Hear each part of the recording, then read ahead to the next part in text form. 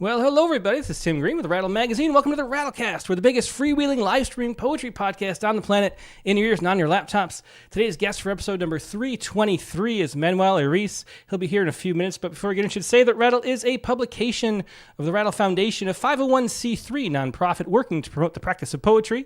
We've been in continuous publication since 1995 and are unaffiliated with any other organization. We just do all this because we love poetry. I know you do too, so please do click on that like button and share. Make sure you're subscribed. Ring the bell for notifications. Whatever you can do to help spread poetry around the internet would be much appreciated. Now we're going to start out like we always do with our Poets Respond poet. And a familiar face is here. She was a guest on a past Rattlecast, Kim Dower. Hey Kim, how you doing? How are you, Tim? I'm doing great. It's great to see you. It's been a bit. It's great to see you too. It really is. So I'm thrilled to be here tonight. Yeah, well, we're thrilled to have you. How are things going in LA? Here it's going to be a lot of rain coming. Yeah, it's going to be bad. That's what they say. But the forecasts here always make you feel like you should pack and leave town. It's so dramatic. And you have these terms now for rain, events. Everything's an event. Yeah, So they like to name things. That's for they sure. they like to name things. Oh So we're yeah. going to have a big event. That's all I Mhm. can say. Well, Yeah. well, stay dry and safe for sure. Thank And you. speaking of events, though, we have a Poet Respond poem about the current event that's going on this week for a lot of people, which is Christmas. And Yeah, so you had a poem, a Christmas-related poem, I with did. Santa as the theme. So how did this poem come to be, Kim? How did you decide a poem needed to happen?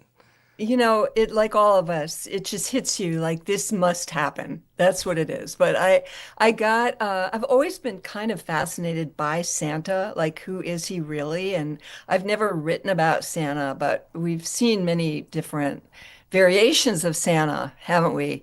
And those of us with children have actually had to deal with going to meet Santa. So anyway, I got an email from the Glendale Galleria or the some Galleria brand, whatever, that said last chance to meet Santa. And it just it just totally cracked me up. It was, one of those times where it just falls in your lap. And it was a poem that had to happen in my life Yeah. because I thought if this is really my last chance to meet Santa, it's not good. This is not a good situation. So, and as a lot of poems happen, you don't even know how it's coming to you. You know, it's just happening and you're typing. Some voice is talking to you. And yeah. So this poem was a joy to write and revise. And I spent, a lot of 4 days chopping it up. Yeah, well, it's a You know, fun poem with a lot of great lines and a really sort of surprise twist at the end, too. Do you want to go ahead and read it? Last Chance to Meet Santa? sure. Yeah, last chance to meet Santa. I'm feeling pressured, left out.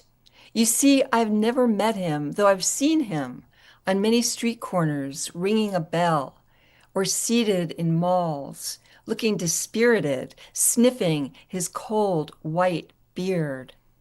I want to tell him what I missed as a child. Loved the little cash register that rang up my fake money. But why no Patty Play Pal? Wasn't I nice enough? I made my bed. You know what? I can't move this my email. Here we go. Sorry about that. Wasn't I Okay. nice enough? I made my bed, scraped off my dinner plate, and even though I was Jewish, I believed in him. Told kids at school to shut up when they said he wasn't real. Left him a carefully procured tray of cookies and milk. Waited for him to slide down my imaginary chimney. I was devoted. The Americana at Brand announces last chance to meet Santa, and I'm unprepared. Have nothing to wear, wondering about Mrs. Claus. Who is she really? What kind of sad marriage have they had? No children, just piles of gifts.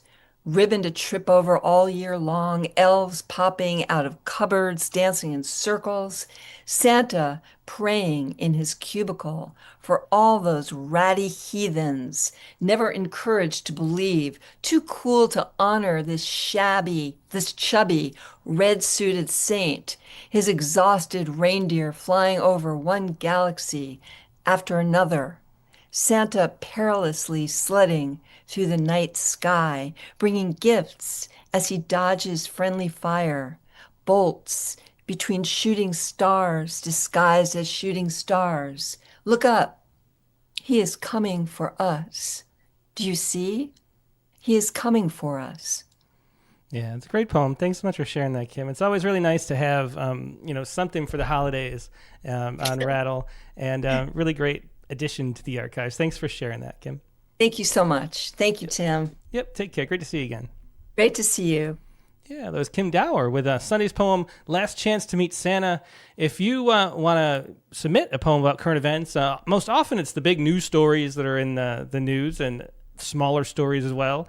If you have anything about something that's going on right now that you've written, something that's happened in the last week, that's what we want for Poets Respond. Submit your poems by Friday night at midnight, and then we'll get them into consideration for the Sunday Poets Respond poem.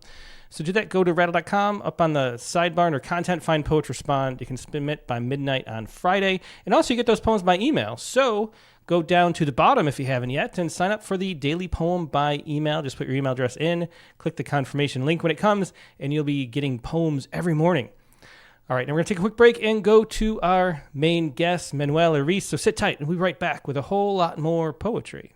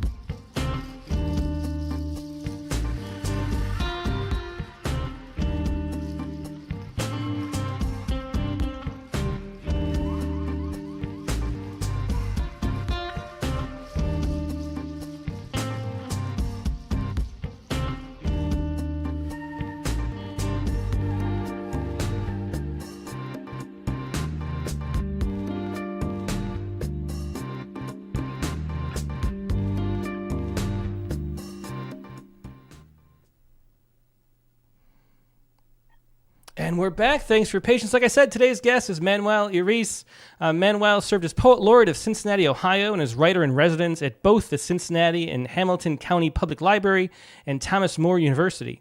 In 2021, he was named a member of Mexico's National System of Art Creators, one of the country's highest honors for artists. He's author of 6 poetry collections. Iris received the Ambroggio Prize from the Academy of American Poets for the book The Whole Earth is a Garden of Monsters. Manuel has given readings, lectures, and talks across Mexico, the United States, and Europe, and currently resides in Cincinnati. Here he is, Manuel Iris. Hey, Manuel, how you doing?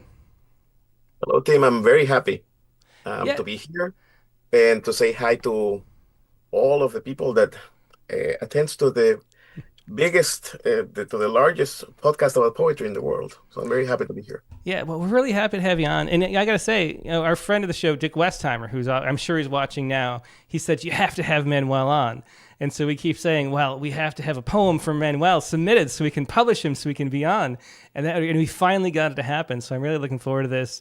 And it was great meeting you when we visited Cincinnati, me and Katie, a couple years ago. You're such a gracious host as you are for so many things. And it's cool to have you here on the Rattlecast. To start out, do you want to read a poem to get it going? We're going to start with your the language of the house. Or no, I'm sorry, a witness from Departing Present. Witness. Your daughter is dancing, says my wife, touching her belly. For the past 5 months, I've been a witness of what happens there, under her hands. My wife is a house inside my house, and I am outside of my own heart. I am sure she's happy, she says, and I would give up poetry in exchange for having inside me my daughter, for feeling that dance that bonds them to all beginnings. But that option does not exist, and I do what I can. Cooking, fulfilling cravings. Writing a poem in which I say what I can see from this side of the skin, in which mystery embodies itself. And I testify with loving envy that an everyday miracle is a miracle, and nothing less. Yeah, it's a beautiful poem, Witness. I do have to say that normally, I know that we have the restraints of time, but normally I will continue now and read the Spanish version of the poem, which is the original version. So if any of these people that is watching us now goes to a poetry reading of mine, you will hear each poem twice. I just want to warn you when you decide to come to see me. Well, let's hear that. Why don't you read this in Spanish too? I think that'd be great. Testigo. Está bailando tu hija, dice mi esposa, y se toca la barriga. Desde hace varios meses soy testigo de lo que sucede ahí, debajo de sus manos. Mi esposa es una casa dentro de mi casa, y yo estoy fuera de mi propio corazón.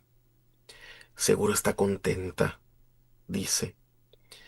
Y yo sería capaz de renunciar a la poesía a cambio de tener dentro de mí a mi hija, de sentir la danza que las une a todos los principios, pero la opción no existe y hago lo que puedo.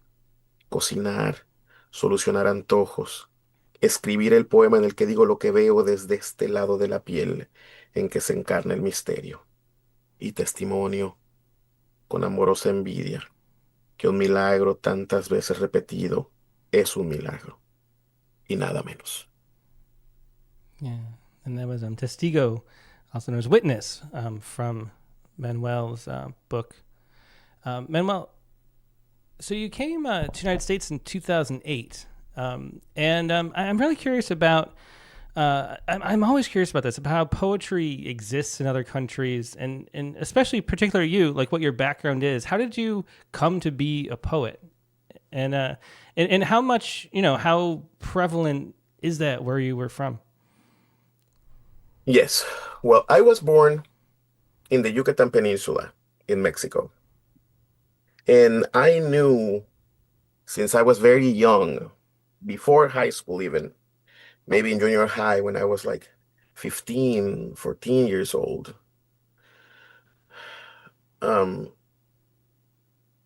maybe 13 or 12, that I wanted to do something artistic first, but I wanted to dedicate my life to words, to find ways to say what is very difficult to say. I wanted to be able to utter things that usually stay in silence. And since I am from a city that is about the size of Cincinnati, the city of Mérida, there is a poetry community, a very active poetry and artistic community in general. And I was able to become part of it since I was very young. I published my first book when I was just in my first year of college.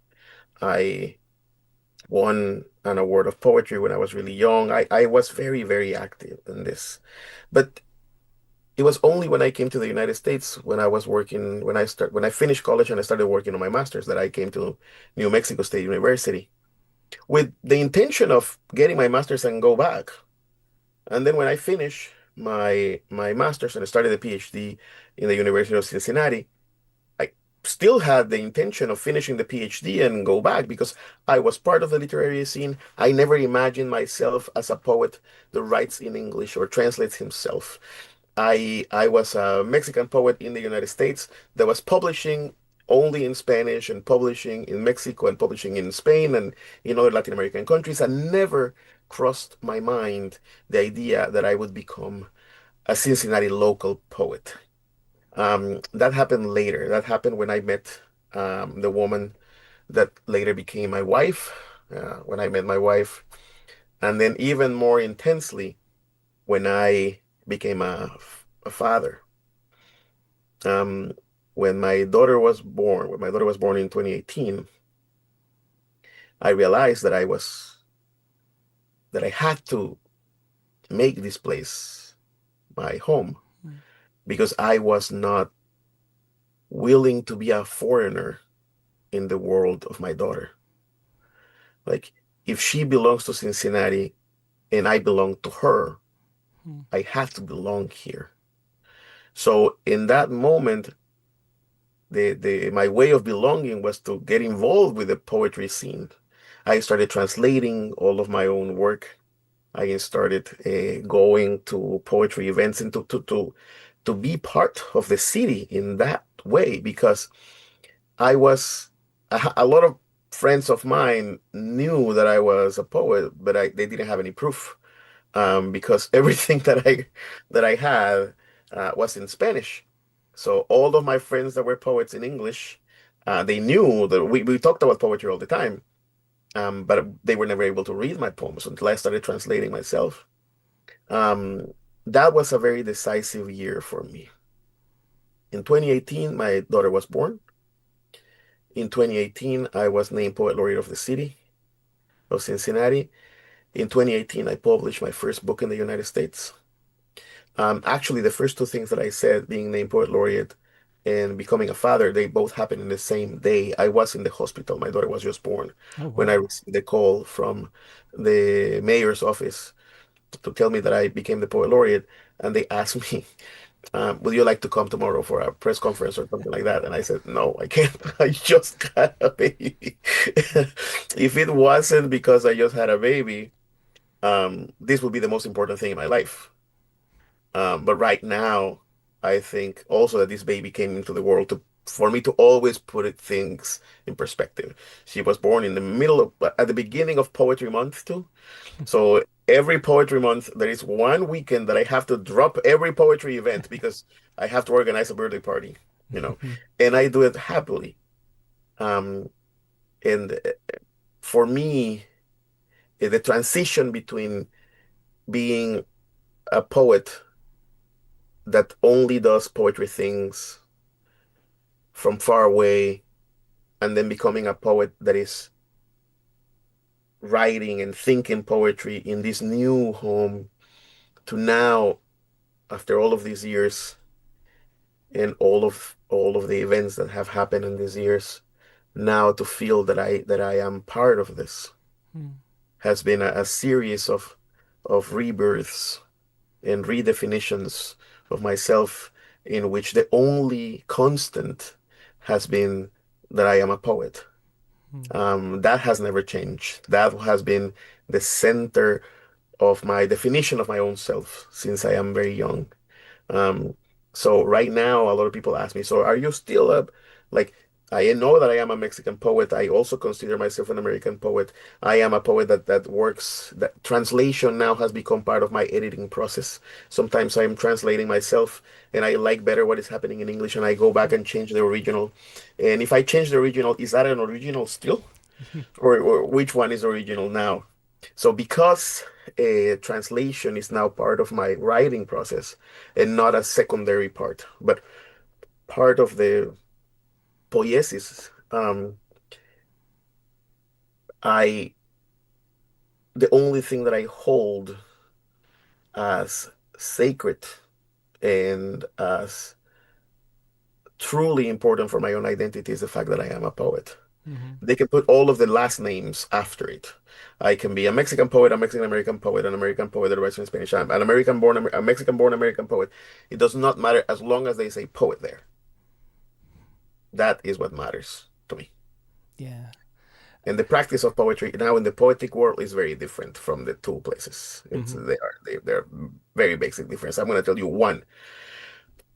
In Mexico, when you have a book, you will hide your book and don't publish any poem from that book until you submit your book to some award, and then the book wins an award or a fellowship or something. And then after that, you start publishing poems everywhere to advertise the book that is coming. In the States, it's the absolute opposite.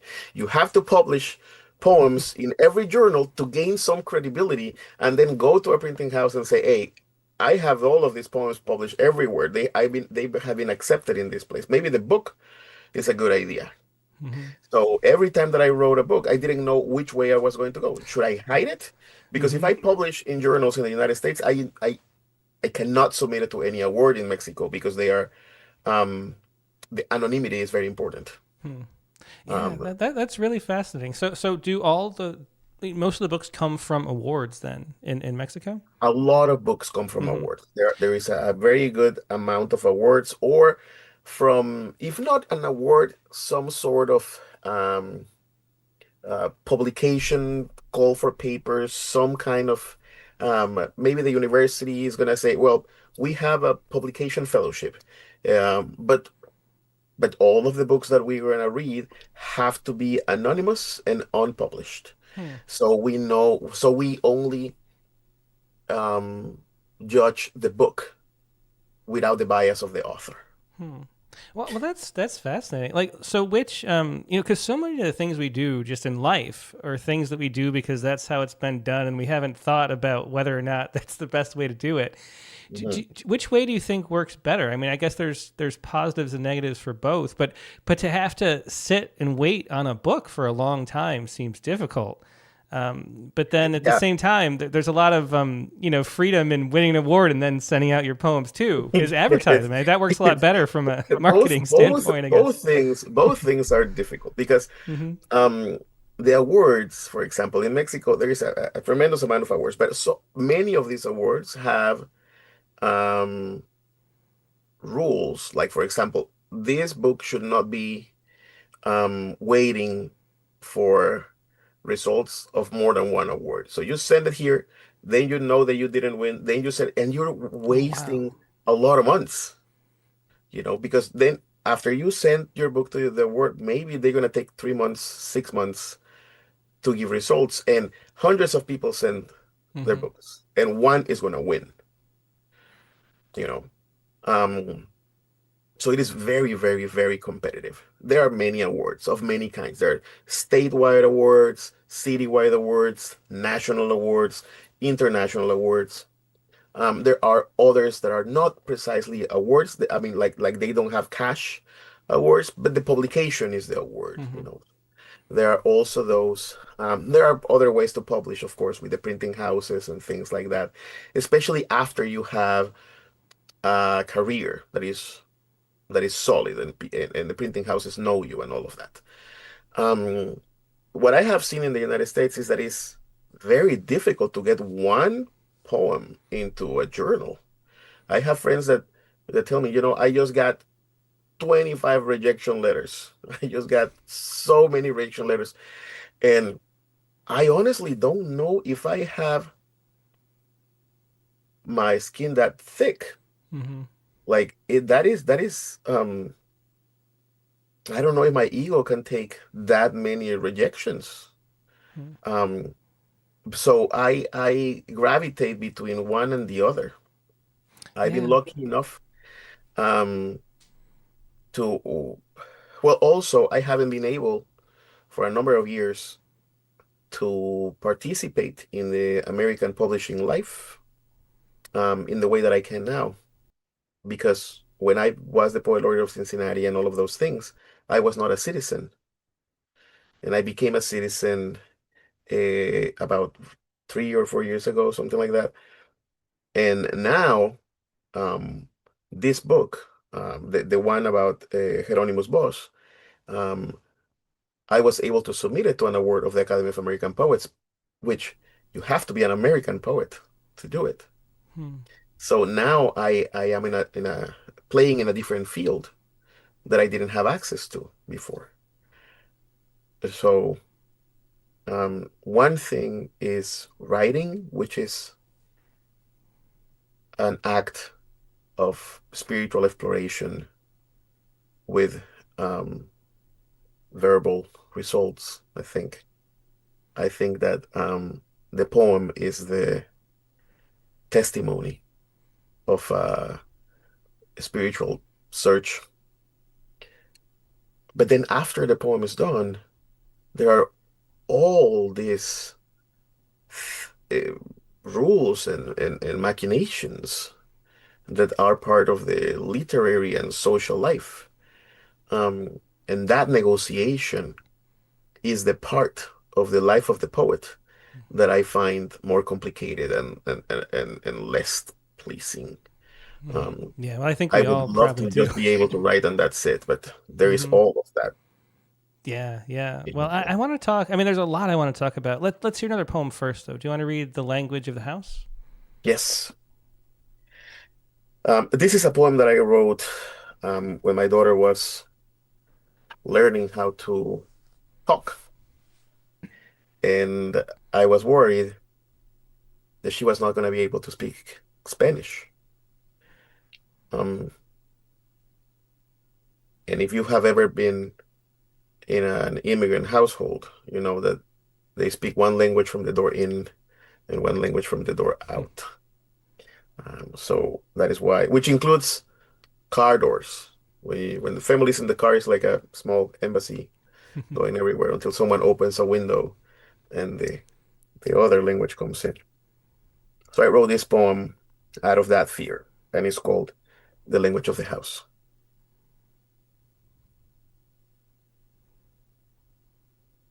Sometimes I am afraid you will talk in the language in which I cannot dream.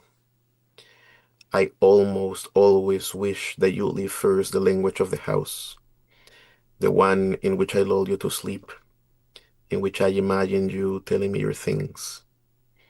You still do not know that there is a different music outside. Lately, I have been afraid of the months because you were born here, in this place, in this language in which I am a foreigner, and I want to live in your world, in the language that you will have within your words. I am afraid that you will also know the impossibility of belonging, that you will build your own homeland like anyone else.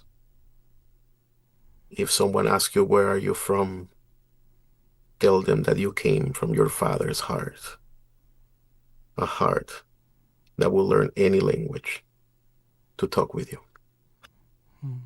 Yeah, another just emotionally powerful poem too. "The Language of the House" by Manuel Iris.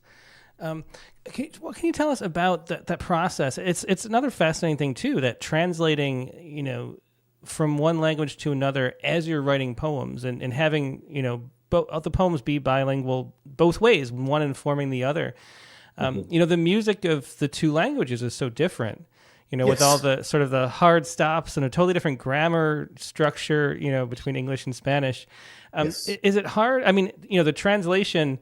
We had a series on translation we published years ago called "The Impertinent Duet," because it is sort of like usually a dance between the translator and Mhm. the original poet, trying to make the most of the tools of the one, the source language into the new language, and it's a very difficult process. What can you tell us about that? About finding the music in both languages, making them like where do they meet? I guess. I I am a poet that writes with his ears. I pursue a melody. Usually, when I'm gonna write a poem, I do not have words in my mind, much less I have an idea. What I have is a sound. I hear tra la la la la la la, like I know that that is the melody that I want, and I start looking for those words that have that sound, and then I start pulling that thread of the words, and then I realize that I have a poem, and when I read the poem, I realize that I said something, that there was an idea, that there was something, there was content there was a concept. Um, but this happens in Spanish. That melody is there. When I translate my own poems, and I say this because I also translate poems from other people, but when I translate my own poems, I take freedoms that I do not take when I translate others. Um, for example, in the poem of Witness, there is a verse in which I say in English, "For the past 5 months, I've been a witness of what happens there under her hands." And in Spanish, I don't say the number five. I say something like, "For the past several months." But the music needed to remain the same. And because I know that this poet is not going to question my decisions, I can, when I go and make the translation, make adjustments that I feel that are more faithful to the feeling of the poem in that language. Because I do not want to betray the essence of the poem. And I think that poetry is behind the words and not in the words. We use the words because those are our tools. But poetry is something that is behind, that is why we can translate it. Poetry is not what is lost on translation. Poetry is what survives the translation. You know, I have read, I think that my poetry is informed and my poetry has been influenced by the poetry of Wisława Szymborska, to whom I have never read in Polish because I do not speak Polish. I have read her in English and in Spanish, which are neither of them is her original language. But there is something beyond language that is important. And that is what poetry is. I use words to go beyond words. In the same way that music uses sounds to go beyond sounds, or how dance uses the body to go beyond the body. I use the words because they are our prime matter. That is those are our bricks and our stones. But where we're building is not the wall, is the space. And I have learned that in both languages, and I think that in any language, when we're dealing with words and with poetry, we are not a poet that only knows how to use words is still not a good poet. We need to know how to use silence. Is the administration of silence where poetry lays. It is the administration of breath, of air. It is the administration of space. Like an architect is not creating walls, he's creating spaces, he's creating the space for light. And that is what poetry is. So when I am translating, what I want is the poem to breathe naturally. I also write slow poems. But that is because I believe that the rhythm of a poet is his her vital rhythm. It is the rhythm in which you walk and you breathe and you talk and you dream. That is the rhythm, that is the natural rhythm of your poems. And that is my cadence. So I try to take that cadence from one language to the other. I love that in English, the word translation means precisely take from one place and put it into another place, you know. So it is, and it has become more than a translation process for me now. When I work in the English version of my poems, I feel that I'm writing them again for the first time, that I know what I'm trying to say, that I have an idea of their music, and I try to respect that music because I do breathe differently in the two poems. Mm-hmm. Which is easy to sense when you hear me reading in one poem and then in the other, and in one language and then in the other. Something changed in my tone, something changes in my demeanor. Um, but each one of those versions, for me, feels true to the poem and true to myself. I do not want the poem to read as a translation. I don't want people to read my poem in English and say, this is obviously a translation from the Spanish, even if that means to not be faithful to the Spanish, because the Mm-hmm. poem in English has to be able to be a poem in English without the need of knowing the Spanish. That is why I always have a friend of mine, in this case was Kevin McHugh, who is the co-translator of this book. But Kevin is not a Spanish-speaking poet. So I write but he's a very fine English poet. Mm-hmm. So when I finish my version of the poem in English, I go with him and he cannot see the Spanish. And then we only work in polishing words, small things for the English to sound like it was originally written in English. That is my intention.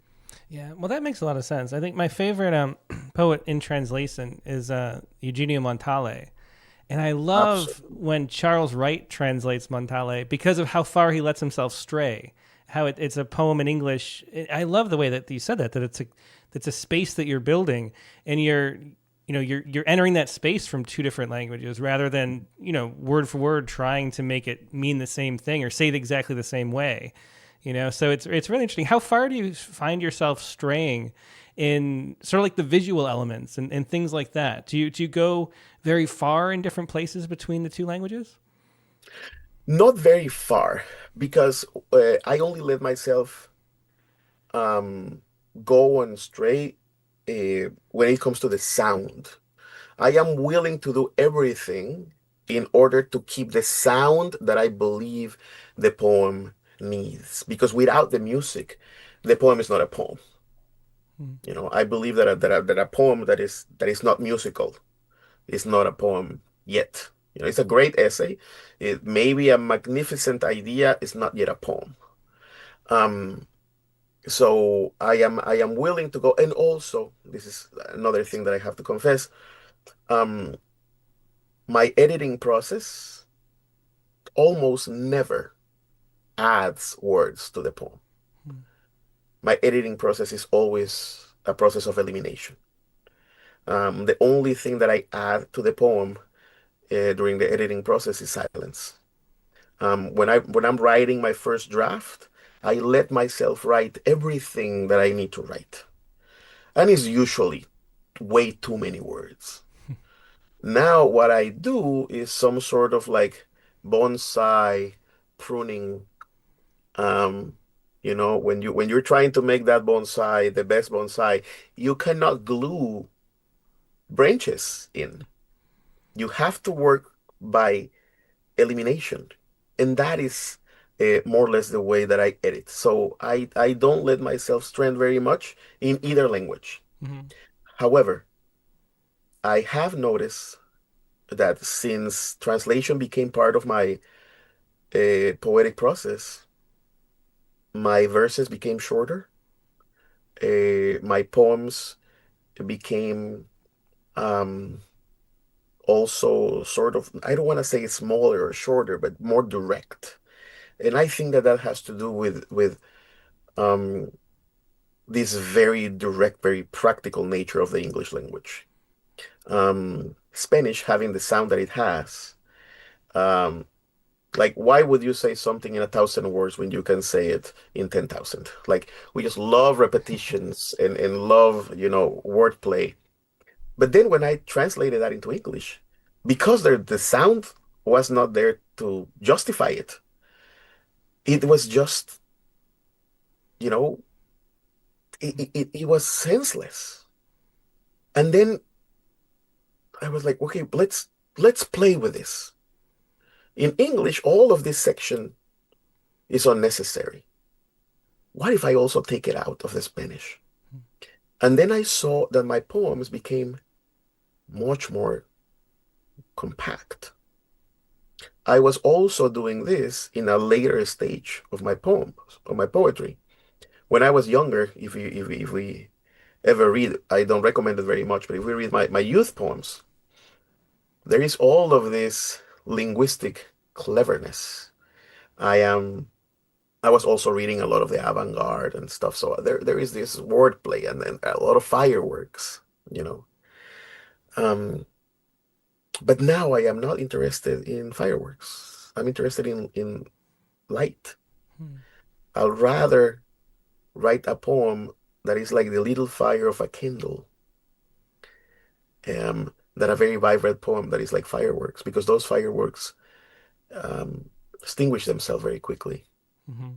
And I want my poem to be like the light of a candle that you can take to a dark room of yourself and see something, even though it's quiet, even though it has no flashy colors. Um, I I I told you I believe in poetry as a spiritual exploration. Um, so I do believe in the quietness of the light of a candle. In the If my poetry was a drink, one time somebody asked me, if your poetry was a drink, which was it? We were drinking bourbon at the moment, and I said, no, if my poetry was a drink, I hope it is a glass of water. I want it to be simple. I want it to be Hmm. for everybody. I wanted that to be for everybody. Yeah. Well, we're going to, I think, backload to the latter half of the show a lot of the poems because your next book, the newer book, The Whole Earth is a Garden of Monsters, is very thematic. And I want to get Yes. into that. But I want to ask you about this too, because I love what you say about poetry being a translation of silence. Mhm. And I'd just love to hear more about what you mean. It's one of those things that feels true, but it's hard to articulate like why. So what kind of silence? What do you mean by silence when you say that? When I say that is a beautiful question.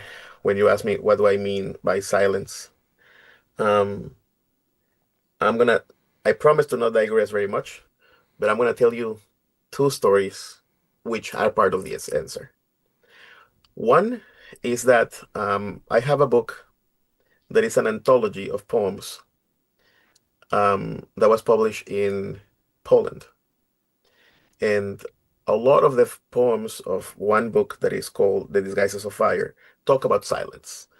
And I talk about silence and transcendence and all of that. And the Polish translator asked me, well, she told me that in Polish, there are two words for silence.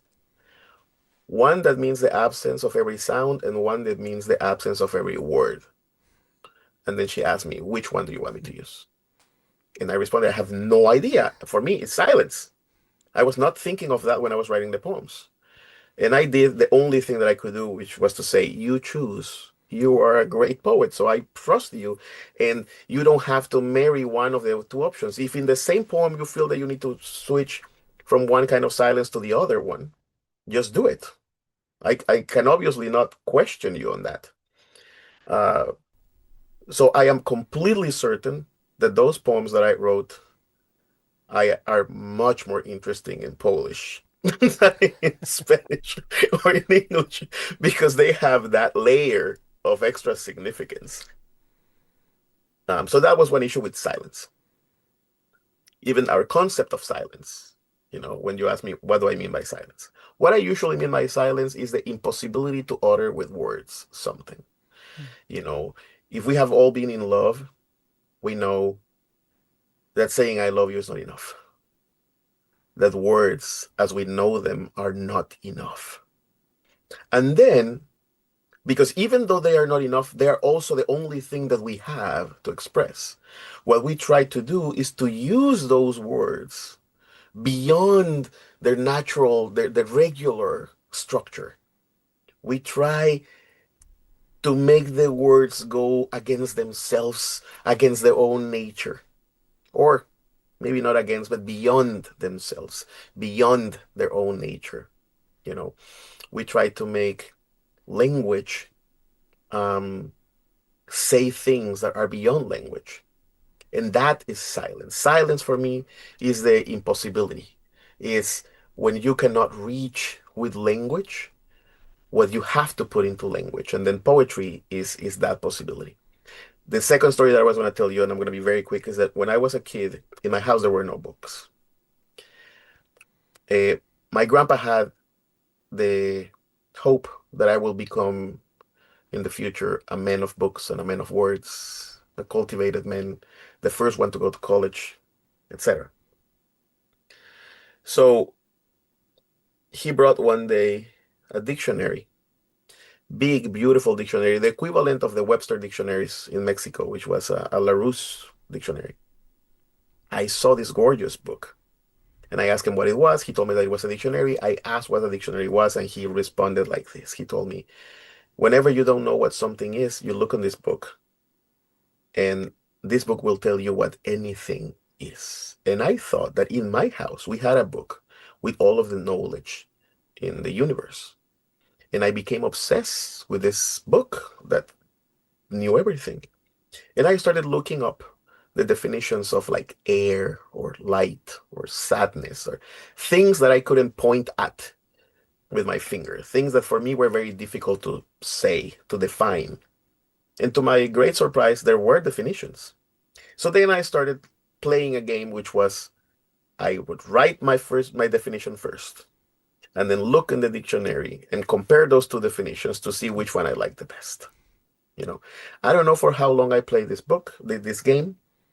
I don't know when was the last time I played, but what I do know is that many years later, now as a poet, after a PhD, someone asked me what poetry was for me, and I said that it was a translation of silence. Silence thinking as the impossibility. But I realized that what I was doing as a kid was trying to say things that I thought were undefinable. So it took me 3 degrees, several published books, learning another language, and all of that to go back to what I was trying to do as a kid.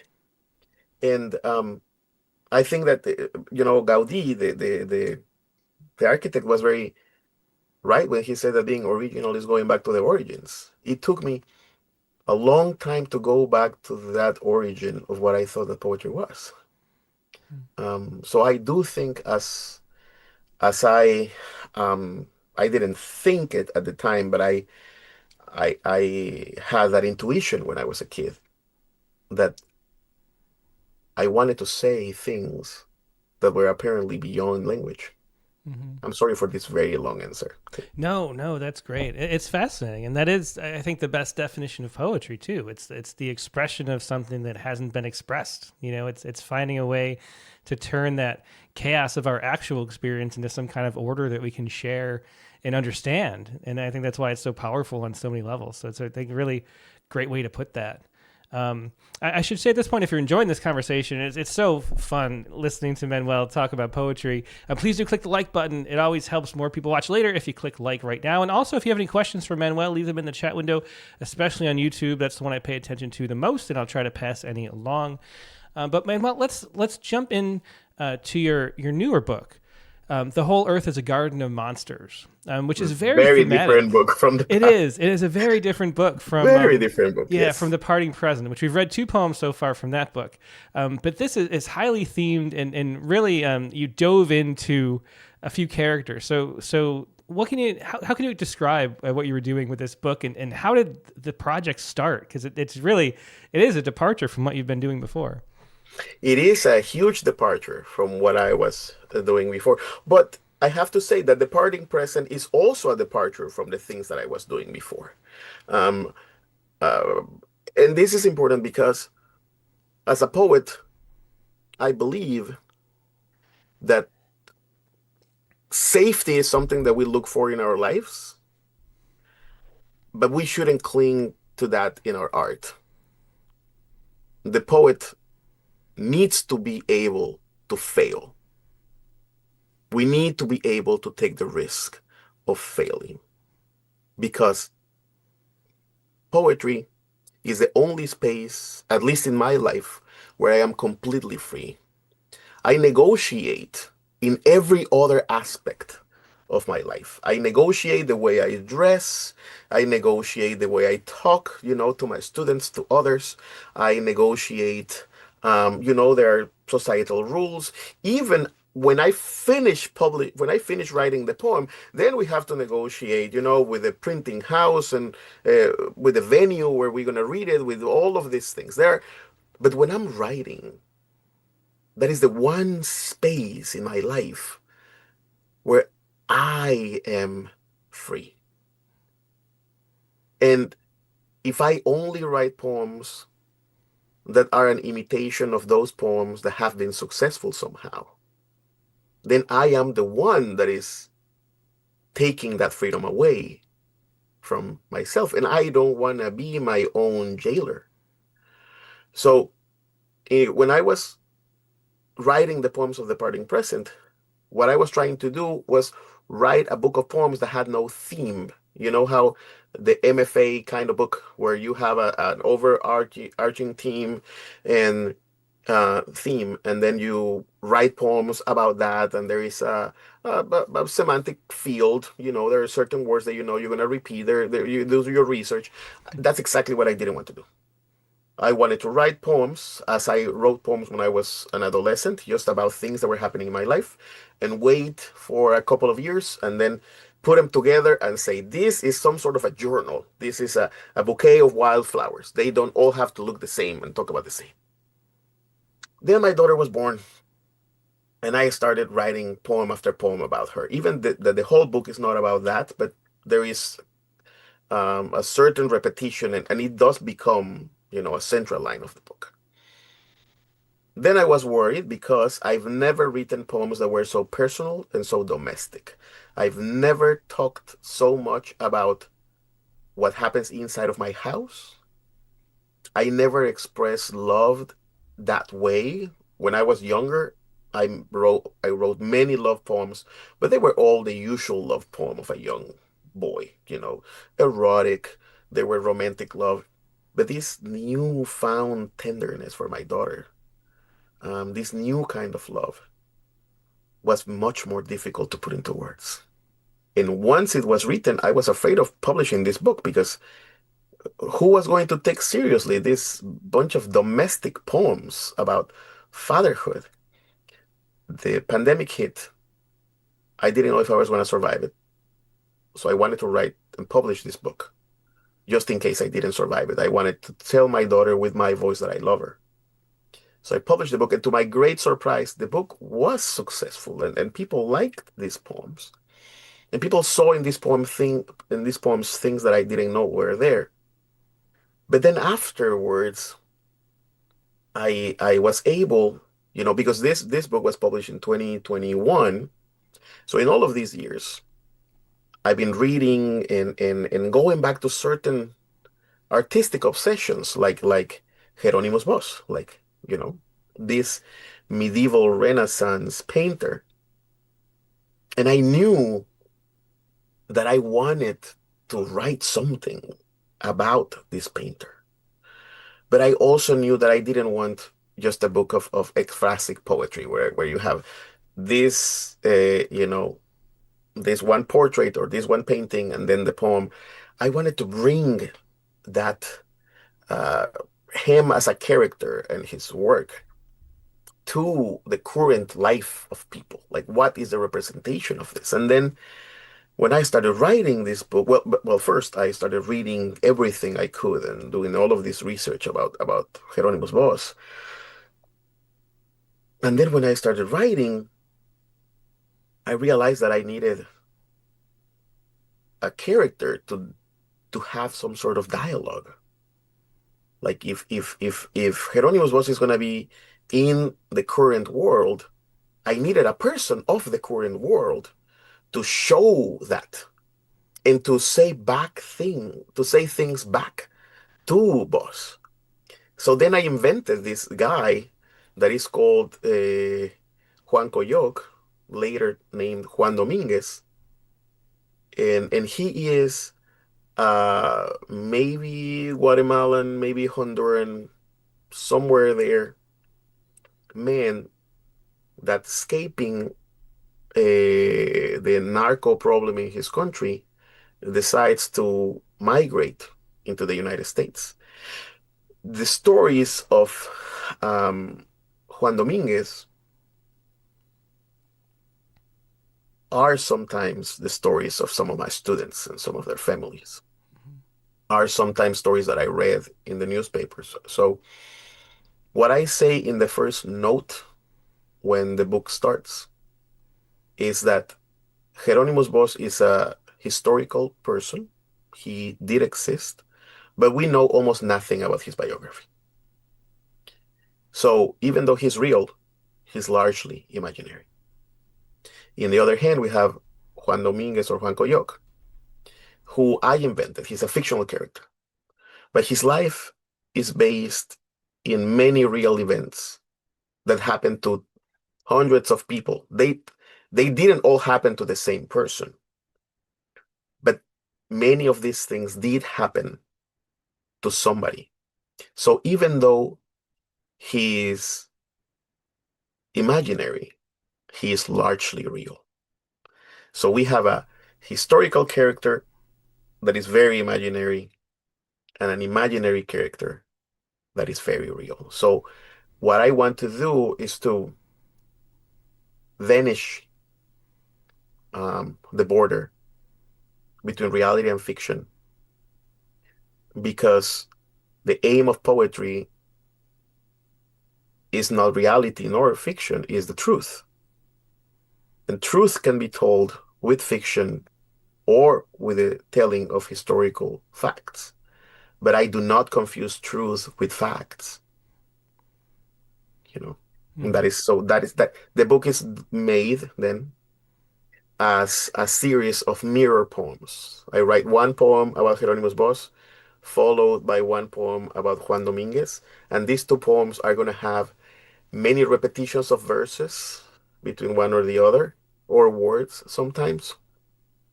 There is a tone. So we can see how these two lives of these two vastly different people, one is a Dutch artist of the 16th century, and the other one is a Latin American man that is maybe alive right now, working somewhere in the United States. These two vastly different people share a lot of traces, because I do believe that every human is a representation of all humanity. Mm-hmm. And the dignity of every human is the same. It does not matter if you're a very well-known artist from the 16th century or a completely anonymous person from the 21st century. Humanity is there, between both of them. And that dignity of the human condition is also important. Everything that I'm saying to you right now is something that I understood after I finished the book. I didn't sit down thinking of all of this. I had music in my head and I wanted to write, and then things started happening in a very intuitive way. The way I wrote this book is very the anecdote of the writing of this book is very different from others. For example, The Parting Present, which are very emotional, very personal poems. I took years writing The Parting, like I was writing this book over several years. Like you can see that my wife is pregnant in one poem, and in the last poem that we have the baby is standing in a balcony, Mm-hmm. waving, like she already walks. So there is like a good 2 years or 3 years of writing these poems to get them together. But with The Whole Earth is a Garden of Monsters, I was reading for a long time. I was listening to certain music, because that is also part of my writing process. I was investigating about poetry. I was reading a lot, but I didn't know what to write. Suddenly, in January of 2023, I think it was, maybe 2022, but it was January. It was a very cold month. I remember having the certainty that I found the tone, I found the music of this. Mm. And it felt like if I sit down to read, to write, that I was not going to be able to stop writing until the thing was out. Like I knew that I was going to open like a fire hose. And I told my wife, like I need to write and I'm going to need to write for 1 or 2 days. But I need to write like the whole day. Mm-hmm. Um, I think I need to go for a weekend somewhere else. So I look online, the cheapest tickets close to Cincinnati, and I went to Washington, D.C. for, and it was very cheap because who wants to go to Washington in January? It was very cold. So it was like January 3rd or 4th of January. It was very early January. When I left, I put myself into a hotel. In front of the hotel was a Subway. I got a sandwich, got in the hotel, and started writing. And I wrote feverishly during the day. And I am not a very good writer at night. At 10 p.m., I stopped thinking. I need to write. I need to wake up at like 4 a.m., take a shower, something else, and start writing. And then I got hungry at like noon or something, go to Subway, come back, continue writing until like 10 p.m. And I did that for 2 days.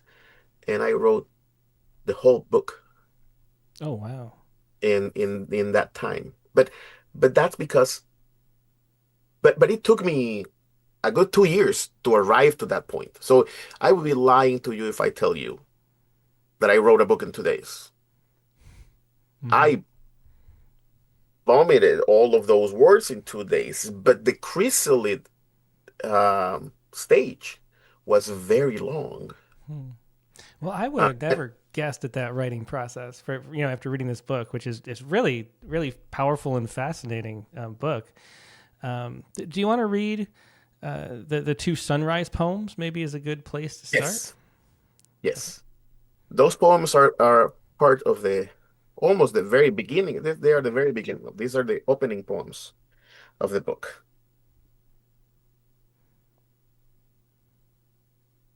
Sunrise.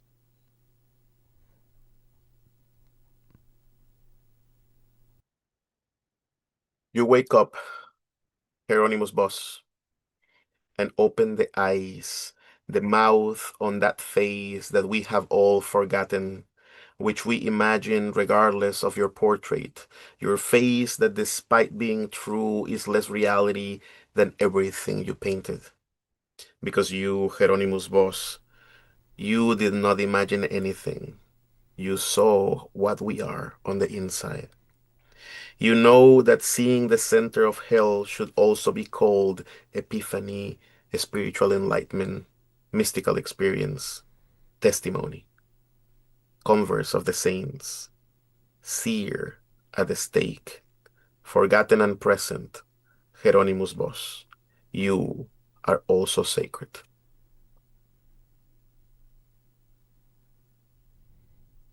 Sunrise. You wake up, Juan Dominguez, in your Latin American city and open the eyes, open the mouth of that face that is the same as all who will be forgotten, despite the memory of the photograph in the passport that you never processed. In this world, your face matters less than the fruit of your hands.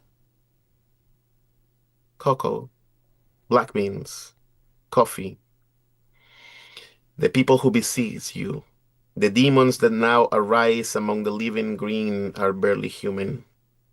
One who they call the shadow has lion claws, a serpent's neck, the wings of an insect. Their voices are not voices, but noise. The field in which your work lies naked, it's a garden without the light, more full green. You have seen from here what the center of hell is. You lived it in your flesh, without epiphany, without mystical experience, enlightenment, and perhaps without testimony. This is you, Juan Dominguez, a simple man, a quiet worker, a godless martyr. Yeah, Yeah, so So those are as the you two see, sunrise poems. Yeah. Mm-hmm. the poems, they often have the same title. Sometimes they have complementary titles, um, but they are always in dialogue. So these are always poems in pairs. And there is a part is too difficult to read right now, but there are some poems that are fragmented. So there are poems that are four parts, and divided into one, two, three, four. And I do that with both poems. Some are numbered with Roman numerals. Usually Hieronymus Bosch will be in Roman numerals, and Juan Dominguez would be in regular Arabic numbers, right? And what I decided to do with those poems was to have them braided. So instead of reading one, two, three, four of one and then one, two, three, four of the other, you read one, one, two, two, three, three, four, four. So at some point, there is even a confusion of which one of the two realities I'm reading. But I want that confusion to happen. Of course, you can always look at the numeral and say, okay, this is, Mm-hmm. you know, but that is important because I do believe it's a very Borgesian thing. Jorge Luis Borges believes that one man is every man, and that is part of that belief is in the center of this book, I think. Well, Um, I'm really fascinated the composition process, having that weekend in Washington D.C. Did you feel like a pressure to deliver? You've been thinking about this book for so long. You find the voice, I and then did. you give yourself some space. That seems like To be completely honest, terrifying to me. I, That I you're sitting in the completely honest. hotel. I was well in the moment I was writing. I felt um more like a sense of relief. Like I'm taking this out. Like I felt I was clogged. Also because I had this feeling that this was coming out, but I didn't want it to do it at home because I know that my daughter is going to walk into my studio. I know that I have things to do. I know that I'm going to feel the pressure of doing things around the house, and I needed that short time. Um, when I was writing in Washington, I felt a lot of relief. Like this is finally coming out. Like this is, and then what the poems were doing, because I remember that I wrote one section, like I wrote, I think it was El Bosco first, or most of El Bosco. Um, I did go there with some poems done, like the first three or four poems, but they were only Hieronymus Bosch. That's El Bosco. El Bosco in Spanish is Hieronymus Bosch. Um, so what I did was to write as much as I could of that one section. And I remember, I'm telling you all of my secrets right now, dividing the page into two columns to be able to write the other poem, looking at one and being mindful of some repetitions and stuff. But then what I had was a long document in two columns, and that still didn't make. I was like, how am I going to order them? So now that process had to be, because I still work like that, on paper. Like I printed poem by poem, like part by part. And then I started shuffling the pages in paper. So I remember laying out papers in the floor of my classroom, actually, because my classroom is the classroom I teach at is a beautiful, really big classroom with a big window. It's a luxury to teach in that classroom. And I remember waiting for all of my students to go from school to move away all of the chairs and tables, to have all of that floor to be able to lay out my poems and to see the structure of the book. There was one character that I was not planning. I don't think that we're going to read any poem that has that character, but Hieronymus Bosch has a little brother called Antonio. Not Hieronymus Bosch. Juan Dominguez has a little brother called Antonio. Hieronymus Bosch made several paintings of Saint Anthony the Great, and he's in the desert. Little Antonio is crossing the desert to come to the United States with his brother, Juan Coyoc. Saint Anthony is a saint, and Antonio is a child. He is 7 years old. the age of my daughter right now. He has not committed any sin. He is a saint. But also he decides to not, he stops talking after he has this very traumatic experience. I didn't know that this kid was going to show up in my book. That happened while writing. I wrote the poems about Saint Anthony, and it was like, I need a Saint Anthony, and it's obviously not Juan Dominguez. And how am I going to write a saint? Well, whoever is this character, his name is Antonio. But I don't know how to write a saint. So I wrote a poem, and then I heard myself saying, my little brother, Antonio. But that was not, I was the first surprised person when I read that. That character just happened. Mm-hmm. And that is the character that I like the most of the book. I like that little Antonio showed up to be the counterpart of Saint Anthony the Great. Well, let's hear another poem. I want to make sure we hear some more of the book. Do you want to do another pairing? Yes. Well, I'm going to read the two poems that are called Fire. Because, well, I have a little note at the beginning of the poem that explains what is going on. So I'm not going to explain it now. Fire. In June of 1463, when Bos was just a child, the city where he lived, then Bos, Bolduque is the name in Spanish, was devastated by a fire of unknown cause. Some suggest that traumatic memory helps explain his seemingly obsessive images of flames and burning cities in his works, and why they may represent apocalypse and hell. So this is just a note that I put there.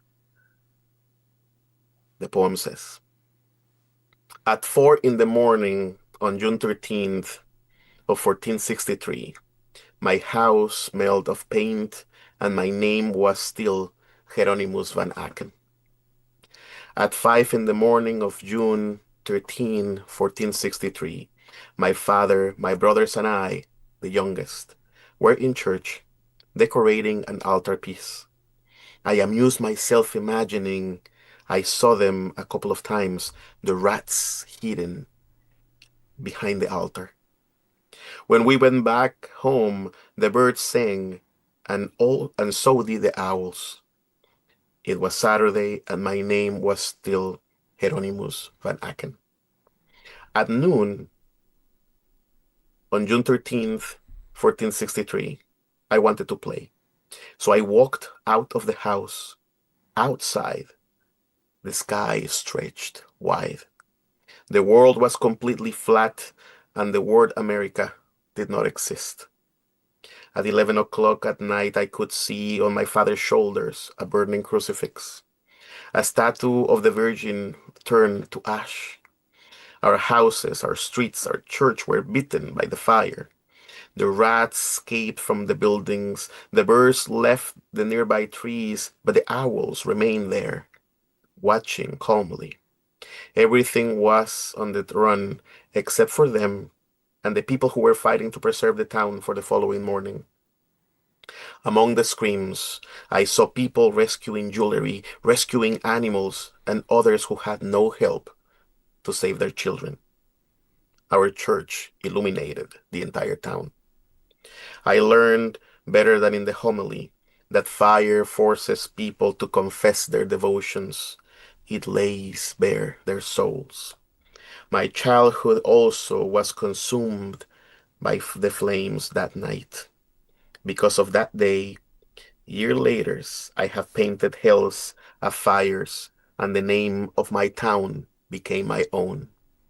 In the morning of June 14, 1463, my name was no longer Hieronymus van Aken, but Hieronymus Bosch, portraitist of fire. The other poem, the mirror poem, has the following note. It's also called Fire.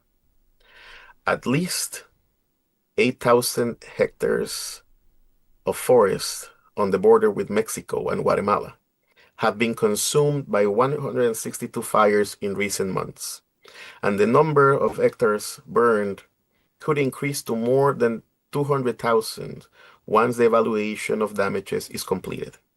For the authorities, those responsible are the so-called narco rangers.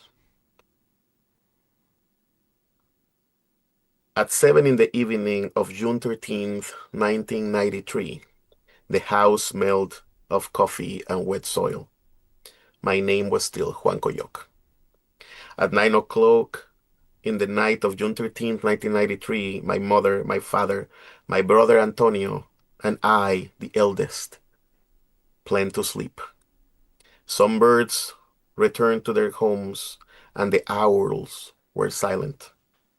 It was a Sunday, and my name was still Juan Coyoc. I don't know what time it was when we heard people shouting and smelled the burning grass. We listened to the crackling of the jungle.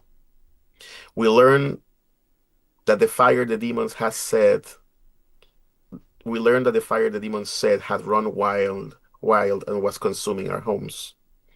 I saw people rescue whatever they had. But later, we were afraid that the fire had been no accident, so we fled into the jungle with nothing. We ran because the monsters would surely come to finish us off. Our town illuminated the green. Fire forces people to confess their devotions. It lays bare their souls. My brother Antonio was 7 years old. He wasn't crying. He simply put a school pencil in his back and came with us. Since the fire, he stopped talking. His childhood was also consumed by the flames that night. At 9 in the morning of June 14, 1993, our town did not exist. And so I knew that I had to go like others to cross the desert. Antonio wanted to come. To hide from all the migras, I changed my last name and became Juan Dominguez, the farmer who lived through hell and came out of the ashes, like many others. Yeah, so those are the two fire poems from The Whole Earth is a Garden of Monsters by Manuel Iris. So the title, The Whole Earth is a Garden of Monsters, implies, there's the biblical aspects, there's the Bosch, there's a sort of morality to it. And then there's that saint figure who came up in that poem, my little brother Antonio. What did you feel like the overarching message that you learned in writing the book? I mean, you talked about how we're all one person, but is there where does the monster come into the garden? I guess is what I was wondering. Yes. So here, we are fascinated by monsters, right? We call monster everything that we don't understand, everything that scares us. The idea is that for me in this book, I was fascinated by the beautiful monsters of Hieronymus Bosch. When we see the monsters in the Garden of Earthly Delights or in many other of his paintings, we see these things that are very recognizable because these are monsters that look like animals that could exist. These demons, these reptiles, these amphibians, all of these weird birds, they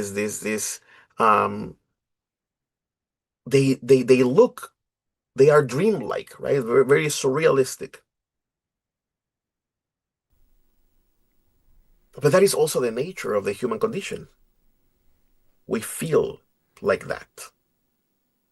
The incredible thing about the work of Hieronymus Bosch is that we see it, and even though we don't recognize the reality that we're looking with our eyes, we do recognize the human nature that is behind it. It is impossible. The reason that we look at the work of Hieronymus Bosch in the same way that we look at a fire with this fascination is because we do recognize ourselves in that reality that we have never seen before. That's why in one of the first poems I say, no, you didn't imagine anything. You saw how we are in the inside. All of that is what we are in the inside. The beauty and the sanctity, but also the lust and the sin and the visions of hell and the visions of transcendence. Because one thing that is beautiful about Hieronymus Bosch is that he is, for me, the counterpart of the mystics. A mystic poet is the one that says, I am Thomas Merton, and I saw God or transcendence, or I understood, I have this mystical moment. But Hieronymus Bosch was maybe able to see hell, was maybe able to see condemnation. And that is also a form of epiphany. He did see a reality that is beyond this one. And if the epiphany of holiness is possible, this epiphany of the darkness is also possible. And I am fascinated because I believe that this man maybe had both. And he was able to put both in the same freaking painting. So this is a man that sees reality, but he's able to see what is beyond it. But I think that everything around us is that. When I see the face of my daughter, I do see transcendence. And when I read some of the news that I read the darkness of the human condition too. We have the three panels of the Garden of Early Delights within us all the time. We are all of this beautiful and terrible arc of possibilities. These terrible and beautiful possibilities of epiphanies, either dark or luminous. So the monsters come in the part of Bosch are monsters that he paints. But for Juan Dominguez, the monsters are the narcos who are actually making hell of his life, who are actually killing, who are actually doing all of the tortures there. Who would say that those are not monsters?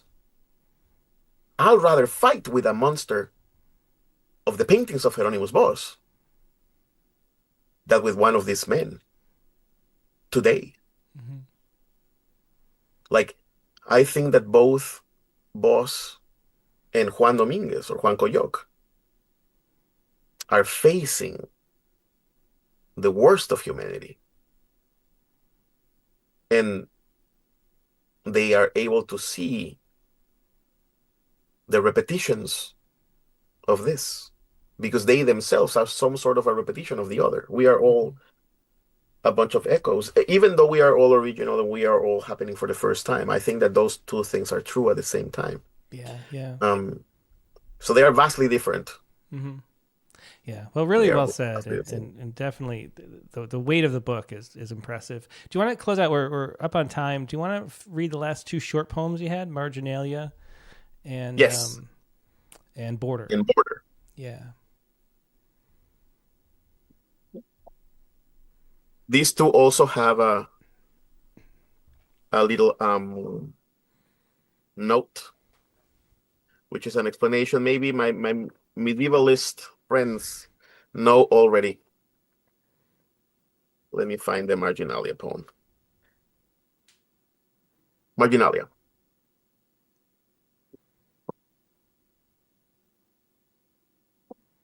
Oh, sorry. I was about to start reading it in Spanish. That is not what we're doing right now. Let me find it. Marginalia. Here we go. Marginalia. The illustrations, often grotesque, obscene, or monstrous, that frequently appear in the margins of the pages of medieval religious books are called marginalia. It is known that such illustrations inspired Bosch. Marginalia. Living happens on the edge of heaven and hell. The margin, our home. At the edge of the world, a man who is also all other men observes or imagines infinity and nothingness. They are the same as he draws them. A monster is marginal in this world, but in his, beauty is disgusting, demonic. Here, nobody understands that.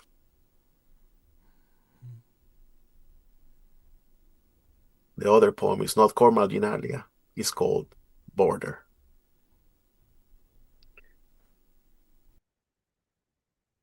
Border. Living happens on the edge of the two hells. The margin is my house. On the edge of both worlds, the man that I am, and we all are, observes. Do I observe or imagine infinity and nothingness? They are the same. The pain and the past, the future and the dream, and I don't have a way to give my testimony. I am not crouching at the border. I am the border. Whoever leaves it understands. Yeah, those Border, again, wonderful poems from a wonderful book by Manuel Iris. Those are from The Whole Earth is a Garden of Monsters. Manuel, thanks so much for being a guest. Fascinating poems, really depthful, interesting discussion too. I just love all the things you have to say. Really inspiring. Thanks for being here, being a guest, and all that you do. Thank you, Tim. I have to apologize again for my really long answers to your question. I hope we have more time for more questions. I love questions, the stories. And we learned so much in the process. It was a delight having you here. Thanks so much, Manuel. Thank you. Yeah. So once again, that was Manuel Iris. You can find all of his work, including the two books he read from, The Parting Present and The Whole Earth is a Garden of Monsters, on his website, ManuelIris.com. That's ManuelIris.com. Find those books there.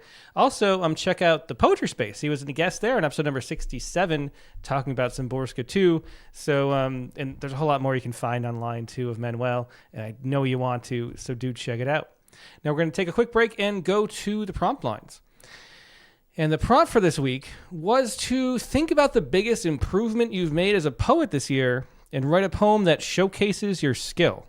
So a bit of a year-end type prompt this week. If you have a poem that fits that, please do share it. I'm about to paste the Zoom link into YouTube and Facebook if anyone would like to share. But first, email your poem to promptlines@rattle.com. That's promptlines, all one word, at rattle.com. That way I can show the poems on screen as you read them. And join the Zoom, but only if you would like to share a poem. If you don't have a poem to share that fits the prompt, the best place to watch is right wherever you're watching right now, because then you get to see the poems too. But if you do have a poem, jump on the Zoom, and keep in mind the max time on camera should be about 3 minutes, about a one-page max for poems. We want to be quick and succinct, get to everybody before it gets too late and people start falling asleep. So be mindful of that, and we'll be right back with a whole lot more poetry.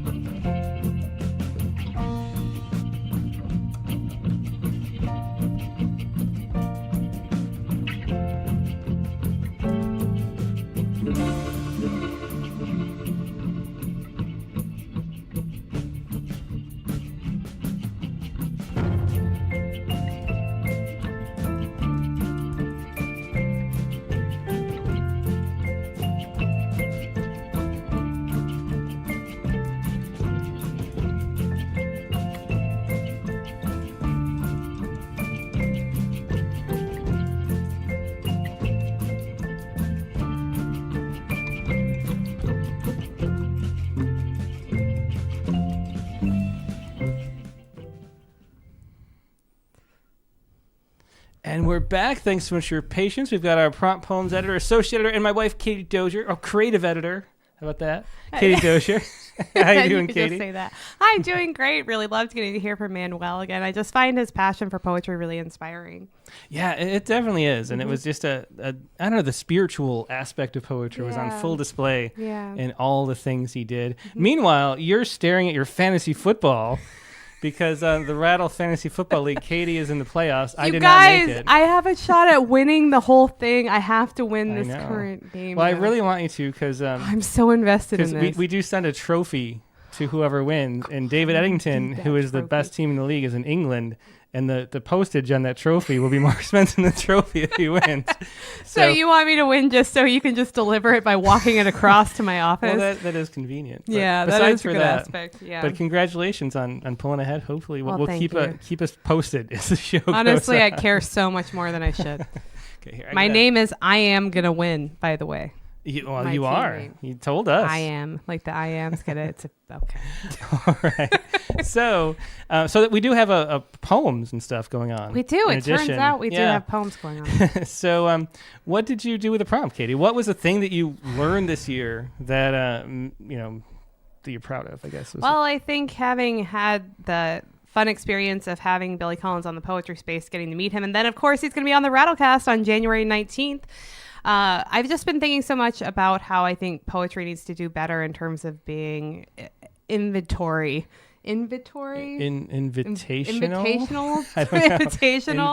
to everyone, and that's something that we need to work out. So I think I ended up with a poem that's about being welcoming that isn't actually the most welcoming, so that might be a thumbs down for myself, but this is my poem for the week. All right, well, let's hear it. Gatekeeper. When I first moved in, my front door was lipstickless, black. I painted it red, added a, "Yay, you're here," doormat. And even if I caught the Amazon man roll his eyes at that, I love making myself ring with someone else's smile. The beginning is my favorite bookend, right before a cardinal swoops in, gobbling on a caterpillar, and a little boy knocks, trying to sell some gray clay he just made. But what comes in is the whole point, not even how it ends. The way of fire is all about the way that sparks extend. The keys open the poem. Well, very nice. I love that, the haiku especially too, and that detail about the Amazon man, which thank you. I'm sure. Yeah. And then the boy selling clay is something that also actually happened in our neighborhood. It definitely did. Well, we don't even know if he was selling it, right? He was he would have given some away. Yeah, I think he was trying to give it away. It wasn't. I would have said yes to the kid, by the way. It was our kids that answered the door to the kid. Were not interested in what he was selling. Yeah. Well, anyway, really interesting poem, Gatekeeper. Thanks for sharing that. Mm-hmm. All right. So mine is my thing. What do we call it? Let me look at the prompt again. The biggest improvement you've made as a poet this year, and write a poem that showcases that. So the thing that I started doing, which I'd never done before, was I found some joy in not finishing a poem and then finishing it later, which is something I feel like I never did. So did you write a poem that you didn't finish this week? No. That would be the biggest cheat ever. No, it's actually finishing it. Usually I abandon a poem and I never came back to it. Yeah, right. Can't step in the same river twice. Yeah, exactly. But now I've found I've done that. Nice. And it's actually pleasurable. I think it was a guest somewhere that said that I can't remember who it was. Was it maybe Matthew Thorburn or somebody who said they never like to finish, they always the blank page feels like a little daunting. Mm-hmm. So I always like to have a poem that's half done that they can work on in case they can't. It's like having the crock pot on. Yeah, it definitely is. And so I've enjoyed that aspect of it. And so this poem, it's part of this manuscript series I'm working on. But it's I wrote the first stanza, and then I wrote the other two stanzas separately, completely different days. Well, that is very unlike you. How interesting. Yeah. Well, I've done that a bunch lately, actually. So it works. Nice. This is Abandoned Couch. Humble as a hermit, harem to a horde of spider sacks and the spilled remains of countless cocktails, crayons, and quarters, the couch remains revered.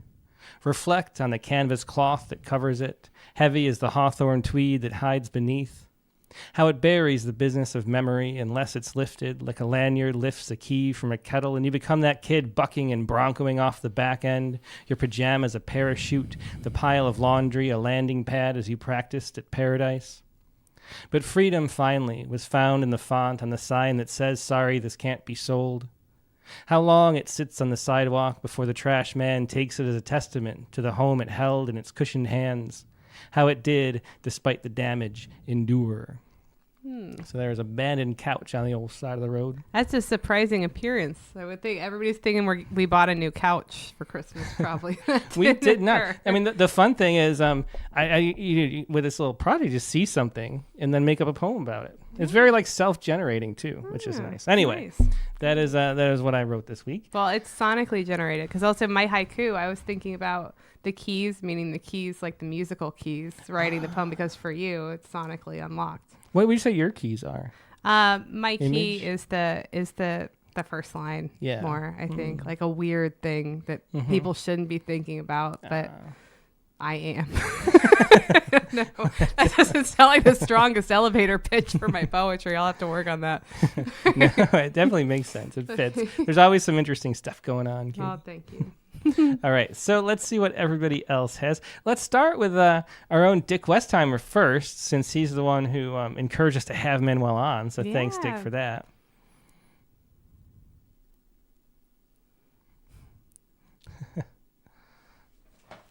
YouTube. We spent, I guess it was a little over 3 years together every week on our poetics workshops that we did together. Aww. And there were times when he, like, especially when he would talk about Szymborska, for instance, he would open his mouth and we'd all just back away and listen. Yeah, well, it was definitely one of the easiest episodes for me ever, because it's just listen to the fascinating and interesting and insightful things that Manuel has to say, and I just don't really have to be here. It was great. That metaphor about the architect doesn't build walls, but makes spaces. It was just that might be the theme for writing next year's poetry is trying to implement that. And to you, Tim, I'm glad that you now share in this feeling. I love the feeling of a poem waiting on my desk, and it's sort of like welcome, like it's there and it welcomes me back. It's like a dog, always there for you. So I'm glad you get to experience that a little bit. Yeah, it's nice. So Katie, I have no idea what I learned this year, so I decided to write what I had learned in the 5 minutes before I wrote the poem, which was sort of like, how far away could I back from the poem? How far away could I be from being like the star of the poem? Sort of almost pure lyric in some respects, although Tim doesn't think lyric poetry exists. No, I think it's all. I think it's hard to find stuff. Unlyric doesn't. Yeah. Unlyric, yeah. Oh, okay. Well, except for like the night before Christmas. Here's something ordinary for you. When the poet is asked what he learned this year, I'm like a child sitting in a psychiatrist's office waiting room, like a tree before a winter storm, like a raindrop still in the cloud, like a snowflake on the way down, like a seed underground, like lips before a kiss, like a poet before a walk in the woods. The first word of a poem has no idea that it is to become a river, an avalanche, a bouquet of rotting fruit, a child without a home. How can the bee know it will sweeten my tea, or the acorn know it will fatten the squirrel, or the lips foresee the old man lighting candles alone for the first time in 50 years, or the single leaf hanging on to the locust tree, and know it will become this poem? Well, what's so entertaining to me too about this is that if I was tasked with the bold question of what I think, has what I've seen in your poetry this year, if I could be so bold, I would say the ability to meander, like you're more comfortable with meandering in your poems in the last year. And then that's exactly the success of this poem. So I feel like your subconscious knew how to answer this prompt very well. You've got my number, Katie. Well, thank Thank you both for a wonderful year of poetry and opportunity to write and read into this community. It's really been wonderful. Yeah, well, definitely. Well, thanks for everything you give to the community, Dick. Yeah, thanks for being here, Dick. Thanks. Bye-bye. Yep. It was Dick Westheimer with When the Poet is Asked What He Learned This Year. Oh, I don't know who asked him that, though. Allegedly. Let's go next to Christiane Doucette. Hello. Hi. Hey, Christiane. Great to see you. Good to see you too. So I wrote another Doucette roulette because I felt like that was something that was a really big thing, like melding a form and stuff. And I'm trying to write more of them so that I can get one that I feel really, really happy with. Some of them I feel better about than others. So, and I also had fun with this one. And one other thing that I was thinking of as I was writing this was I feel like I have been learning more and more about taking leaps. And so that's what I've tried to do, especially at the end. We'll see. Great. So this one is called I'll Be Then Home for Christmas, which I felt like was on theme. So the Doucette roulette, let's start with the haiku at the beginning and the end, and in the middle, they have that grid poem. And each box in the grid is going to have the same number of syllables, is my goal. So I'll be then home for Christmas. Red twinkle lights strung through the dark along the freeway. Last minute Christmas shoppers fill the store. They've turned the speakers up. There's no more carts. Bracing myself, I hurry toward the back, slalom past the sales where nutcracker stacks have hungry faces, and just like sharks circling the aisle, they block the door. I only need those paper plates, no more frenzy. I juke past grandma's. It's an art to avoid them and snag the final pack. Immaculate, a conception of kitchen counters.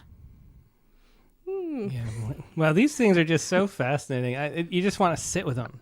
You know, it does remind me. I think you might be muted, Tim. At least on the Zoom. Oh, sorry. Sorry. Yeah, no we worries. were muted on the Zoom. But yeah, what I was saying, Christiana, is that they're so fascinating. This form, you know, it reminds me a little bit of the Sudoku that Kat Lehman does. And I just want to sit and read like all the different permutations and possibilities. You know, it's just a fun poem to sit with. It's really cool. It is one that I have to keep going back to it usually a couple days and reading through and being like, okay, can it work this way? Does it change the meaning there? And I find them a lot of fun. I feel like it's kind of like one of those mind puzzle things that you're trying to like make all the pieces fit. And I like that. That's great. Well, I think the haiku is really interesting too. Can you go back to it, Tim? Yeah. Turning immaculate conception, immaculate a conception of kitchen counters is really interesting. Yeah. I was hoping it's not like a leap too far since we were picking up plates. Very cool. Thanks so much, Christiana, for sharing. Thanks. Thank you. It was Christiana Doucette with I'll Be Then Home for Christmas. I wish I'd written down what I think everybody, like if I was, saying, like, I think Christiana was just saying leaps has been a big thing for her. I definitely see that for sure in her poetry. But I wish I'd like written it down so I could have had like the big reveal. It's too late. I don't think people would like that. It's a little bit obnoxious. It's like, I'll have to be my own private game, but I'm not good at being private. Okay. Well, I'm excited to hear what you think Sean Evening of Sanders improved on most this year. Hey, Sean. Hi, Sean. Oh, no telling what that could be, but well, great Hyben writing, obviously. I mean, that's well. How about that? Happy holidays, first of all. So yeah, I jumped on the Hyben train with everybody this year and became obsessed, and kind of took a topic that I've been trying to write about and never could really quite get it to work. And I thought, well, maybe a Hyben will work. And so playing around with those sparks. Great. Here it is. Parlor tricks in Missouri. They usher us out of the viewing room. It's time to close the lid on the casket. This small mercy, not letting us watch. I've been to too many funerals. This time it cuts deeper. Through a teary haze, I watch them take away sprays of white lilies and gladioli. We amble along in a long motorcade on a winding gravel lane to where family plots lie silent as dormant grass. White chairs lined up on astroturf rug lay to protect our shoes from winter's mud.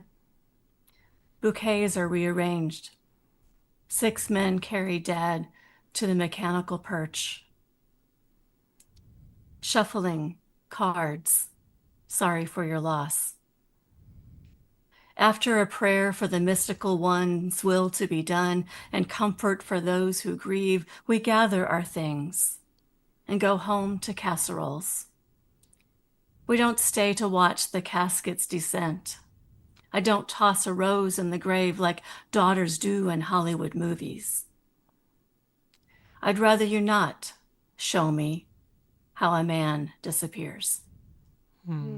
Yeah, really well done, combination in the hive in there. I love how you have, since there's more prose, like the more haiku. Yeah, mixing that in. definitely. There's a great balance in that. And parlor tricks with the shuffling cards haiku. I really love the cards haiku, especially too, Sean.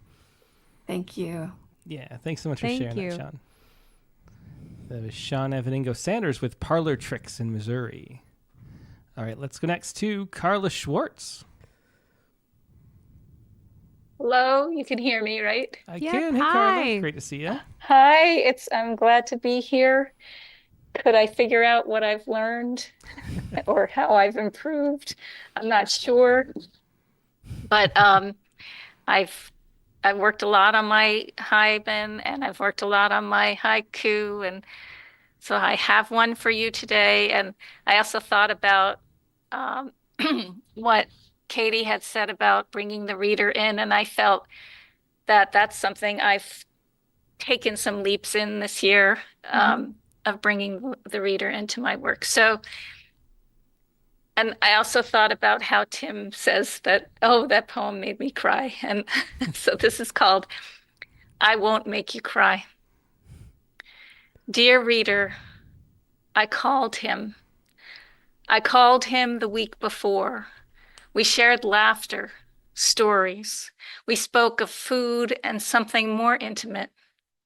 I might not have called had he not made the announcement on social media, his announcement about the cancer. Had I not been on Facebook that week, had I not read his post, had I not been a dear reader, a dear infrequent reader, but I did read it. And with my call, he brought me into his life, his very present life, dear reader.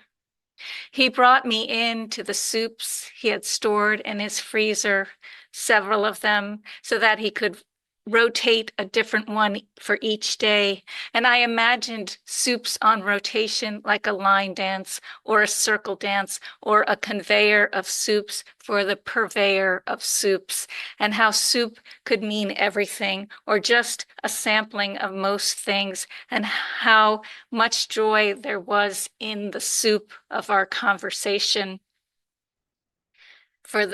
How he mentioned his garlic parties, how when I mentioned his garlic parties, he told me the story of how he'd met another friend of his for the first time some years back when they attended the same storytelling event, when he told a story about a famous actress coming to his door and kissing him until aghast, the garlic on his breath, she turned around and left.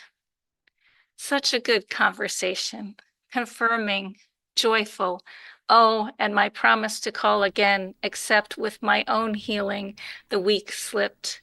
Then I learned social media again of his passing, so confusing, so soon after our conversation. Painting the picture, unused, my brush with cancer. Yeah, the build up to that haiku. Thanks so much for sharing that, Carla. Thank you so much for listening. It's great to be here. Great conversation tonight, too. Thank you. Thanks. Yeah, it's Carla Schwartz with I Won't Make You Cry. Let's go next to Jeff Stumpo. Hey, y'all. Happy holidays. Yeah, Hey, great Jeff. to see you, Jeff. Happy holidays. I have to start with my big news, if that's okay. Congratulations. I don't I know owe you the an big email. news. Yeah, so tell us every your big news, Jeff. DNLE Antigua selected my manuscript, These Are the Waterfalls in My Head, as the winner of the 2026 Granite State Poetry Prize. So my first full-length book is coming out in April. Oh, that's great. Congratulations, Jeff. Wow, that is big news. How exciting. Is, yeah. Oh, wow. And I was just really busy this weekend, so I didn't reply. But I would have said and will say, we'd love to have you on as a guest. Yay. So we'll definitely have you on in April for sure. And in fact, I was thinking about having you on as a guest anyway, just because you have so much interesting background into poetry. So it's perfect timing. Yay. I'm genuinely touched by that. Yeah. So, congratulations. It's really great news. Mm-hmm. So, as far as what I've learned this year, if this makes sense, it's not so much what I've learned, but what I've practiced. I know that efficiency is a word that sometimes gets applied to poetry. Like, you try to say as much in as little as possible. But in terms of working more efficiently, like being a poet and being able to write a poem when I have the time to write a poem is something that I've really put into practice well this year. That's great. I know exactly what you mean, Jeff. I can relate to that too. So the poem that I wrote for this is once again something that I wrote in less than 10 minutes, just seeing what I could do with it. Nice. So this is Gun to Your Head, Write a Poem. The spirit is willing, the brain spongier than it used to be. So I train 10 minutes at a time, not to run, but to write. No typewriter marathon for me these days. No, I am dodging my subconscious's left hook and hoping to compose a line before it follows up with a right cross. Amazed at how swift the pressed mind is, pushed from an airplane's open door, and just as I pull the ripcord, the words, there is a distance you can fall, after which it no longer hurts to land. Oh, that's great. Yeah, cool ending. Yeah, sure. Super creative, Ars Poetica. How neat. Yeah, just a long line of cool creative stuff you've been doing, Jeff. So I'm excited for the Thank book, you. too. And I am look too. forward to hearing from you at some point in the new year, because I'm sure the two of you need such a break at this point. Yeah. You could use You sleeping could in use or a little something. sleep in. Yeah. Definitely could. Thanks, Jeff. Congrats again. That's awesome. I can't wait to read Thanks, the book. Yeah. We'll email. Okay, bye-bye. Awesome. Bye. Thanks, Jeff. Yeah, it was Jeff Stumpa with Gun to Your Head, Write a Poem. Yeah, great life lesson, too. Just do it. Just write the poem. Yeah, that is the whole point. All right, let's go next to Brian O'Sullivan. Hello, happy holidays. Hey, Brian. Yeah, happy holidays. Thank you. So for me, I feel like one of the best ways for me to show myself that I've improved on something is to revise. And so I totally rewrote a pantoum that I wrote as a prompt poem back in January. The idea was to kind of show that I'm putting revealing more of myself in my poems. But what this one really showed that I improved is deciding when something should not be a pantoum, because it's not anymore. I revised it a lot. So it's called Scrambled. It has an epigraph. She sings the tune without the words and never stops at all. Emily Dickinson. Her name was Hope, but she was just a patient, not some figure in an allegory. Perched upon an ancient shabby couch in Hillside Psychiatric Center's lounge, she was a little like a squawky bird, her slender frame, her beaky nose, her squint. We said her squawking never stopped at all. But now she was not whining, she was chirping that she at last fly free from this short-term place. Her longed-for discharge plan had come at last. Poor Hope had hoped for any home at all, and now, sent to Creedmoor, she'd be free at last of limbo. I too wanted freedom from limbo. I rubbed my wrist's itchy scar while sitting on a wobbly plastic chair and playing Scrabble with a drowsy aide. I heard poor Hope, I couldn't help but hear, and worried she was flying straight to hell. On the Scrabble board, I spelled out warehoused. I'd heard too much of Creedmoor's gloomy halls. I looked at Hope, so strange to see her smile, so sad, I thought, to see her so deceived. Looking down again, I saw the aide had answered, spelling hope in Scrabble tiles. She looked at me with a smile like violet daybreak. I faced my fellow patient once again and heard the stubborn bird song in her voice, and I wondered still, if where I'd seen a sugar-coated hell, I should have seen true hope's steel claws instead. Yeah, well, I could definitely remember this poem because I knew I remembered it because I knew the Scrabble was incoming. I remembered it, and this is a lot stronger. I agree with you. So I think this is it's very compelling. Well, thank you very much. Yeah. Well, thanks so much for sharing that, Brian. Thanks, Brian. Pleasure. Yeah. As Brian O'Sullivan with Scrambled. Yeah. Next, let's go to Chelsea McClellan.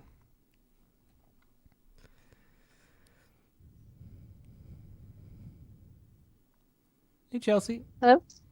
Hi. Hey. Hi. Yeah. Oh, what a pretty background. Oh, that is. It's perfect. Yay. So the jury's out on whether this has improved, but something I've been thinking about this year a lot is the way that rhyme gets me out of my head and leads the poem into surprising places. And I've been trying to write more in true rhyme just to prove to myself I could do it. And something that's bothered me for a while is the critique that rhyme is driving the bus. And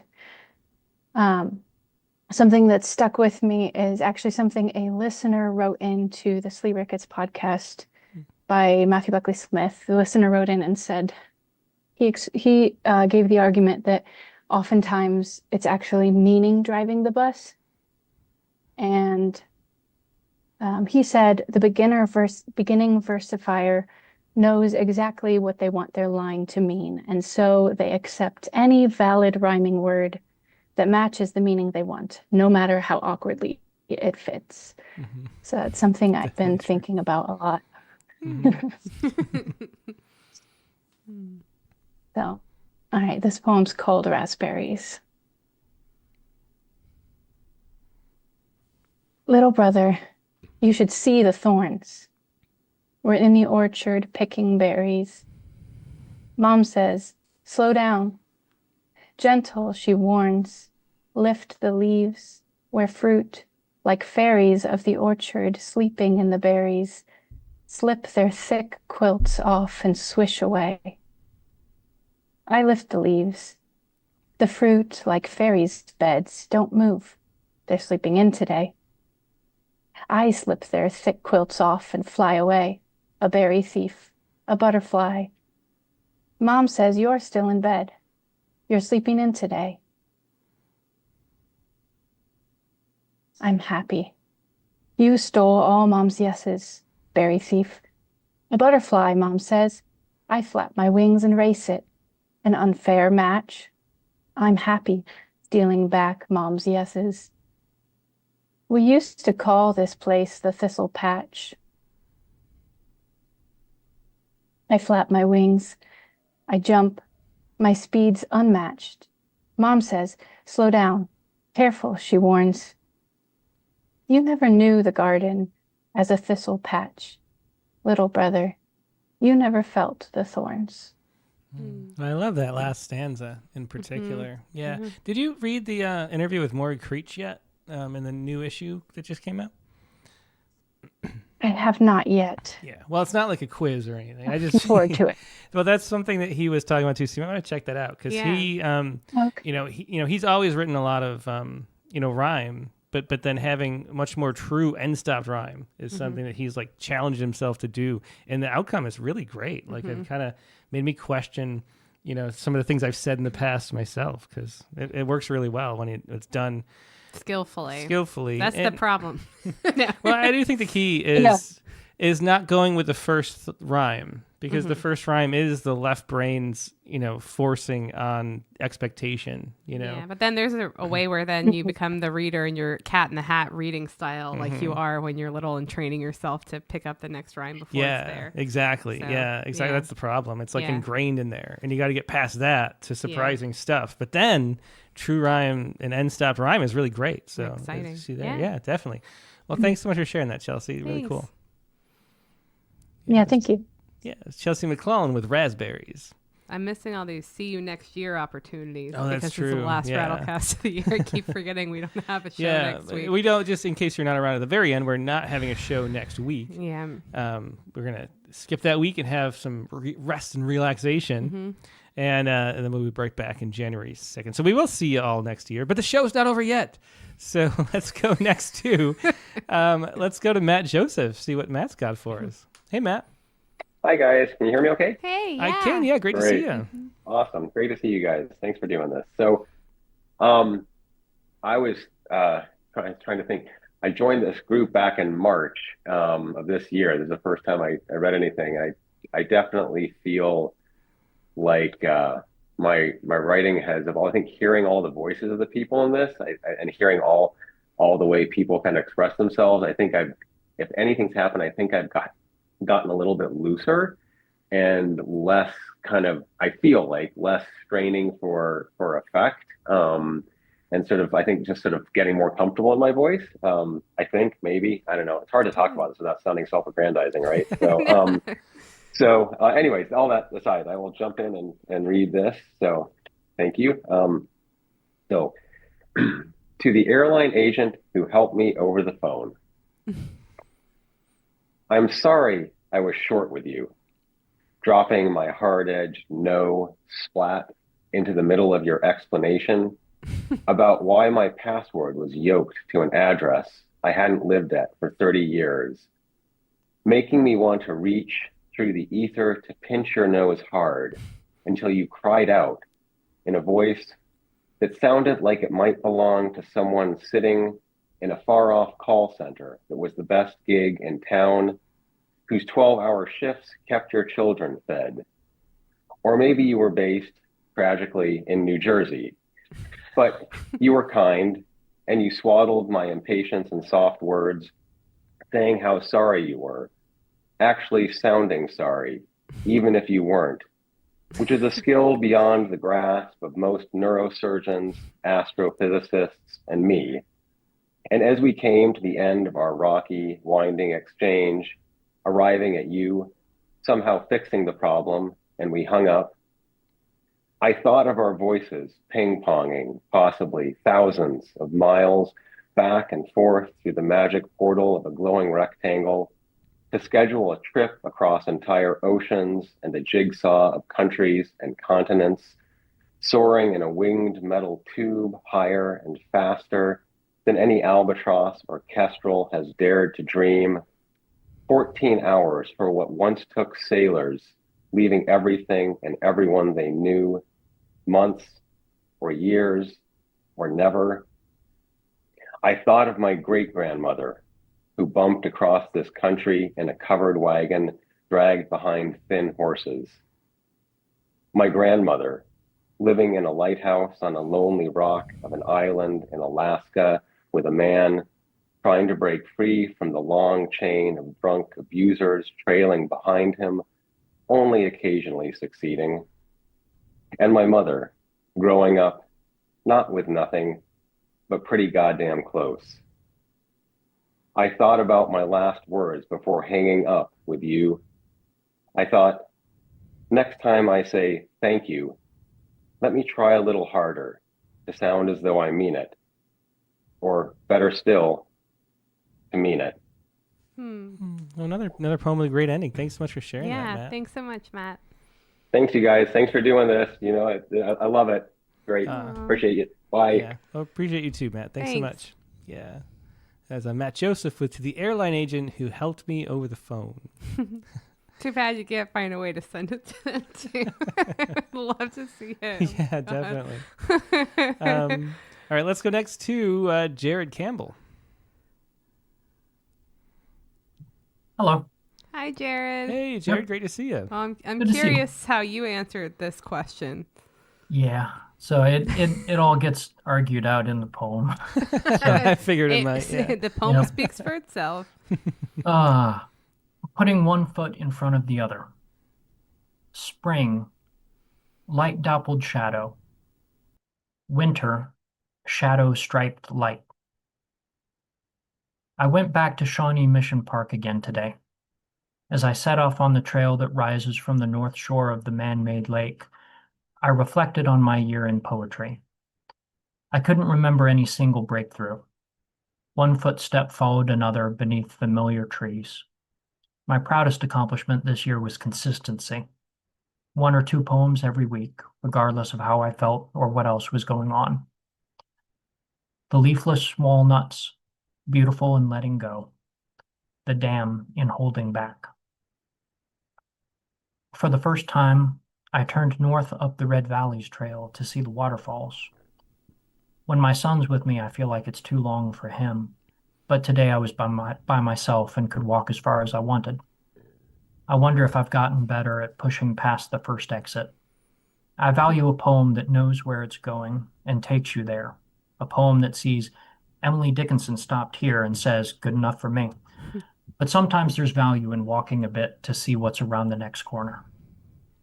Water running over black rock, movement on stillness, clarity wearing the impenetrable. That's a lie. I didn't go to Shawnee Mission Park today. Perhaps the biggest development in my poetry this year is that I've gotten better at lying.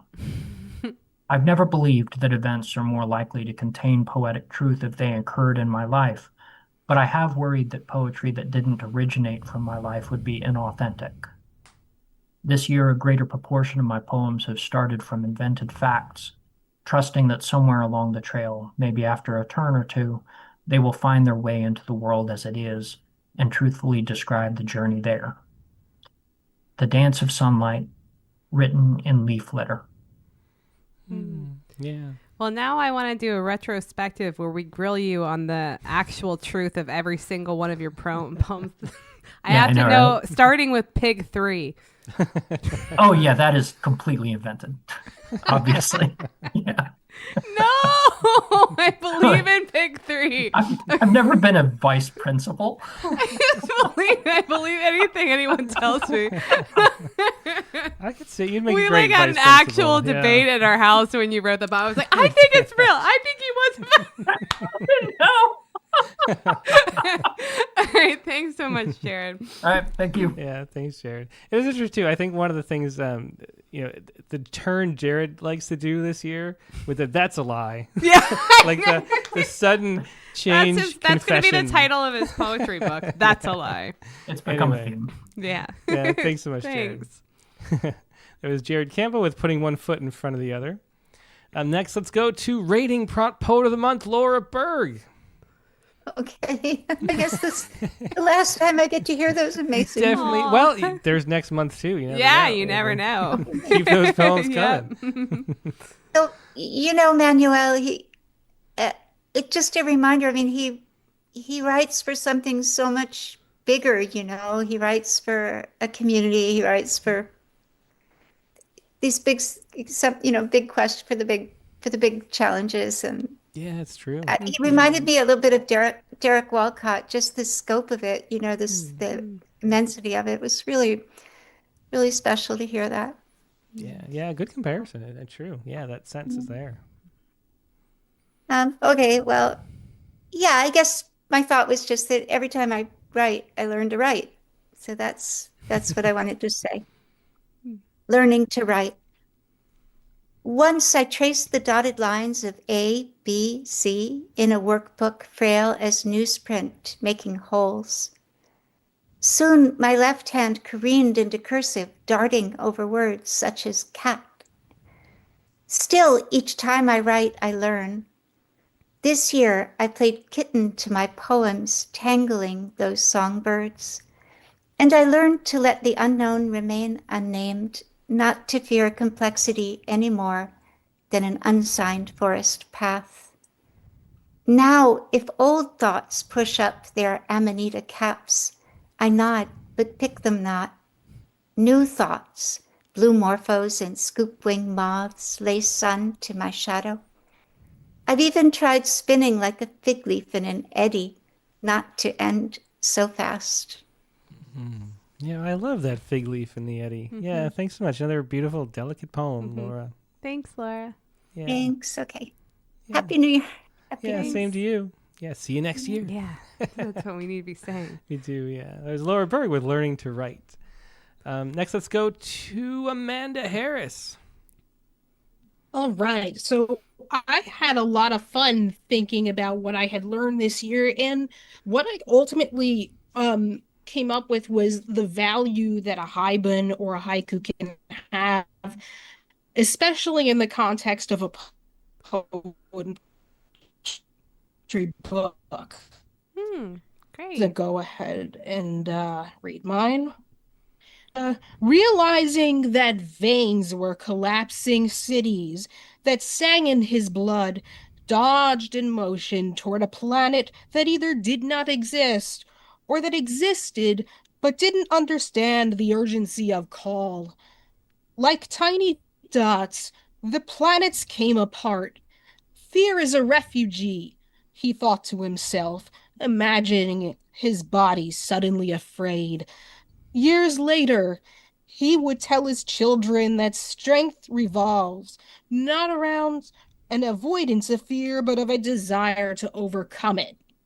Blood represents that desire.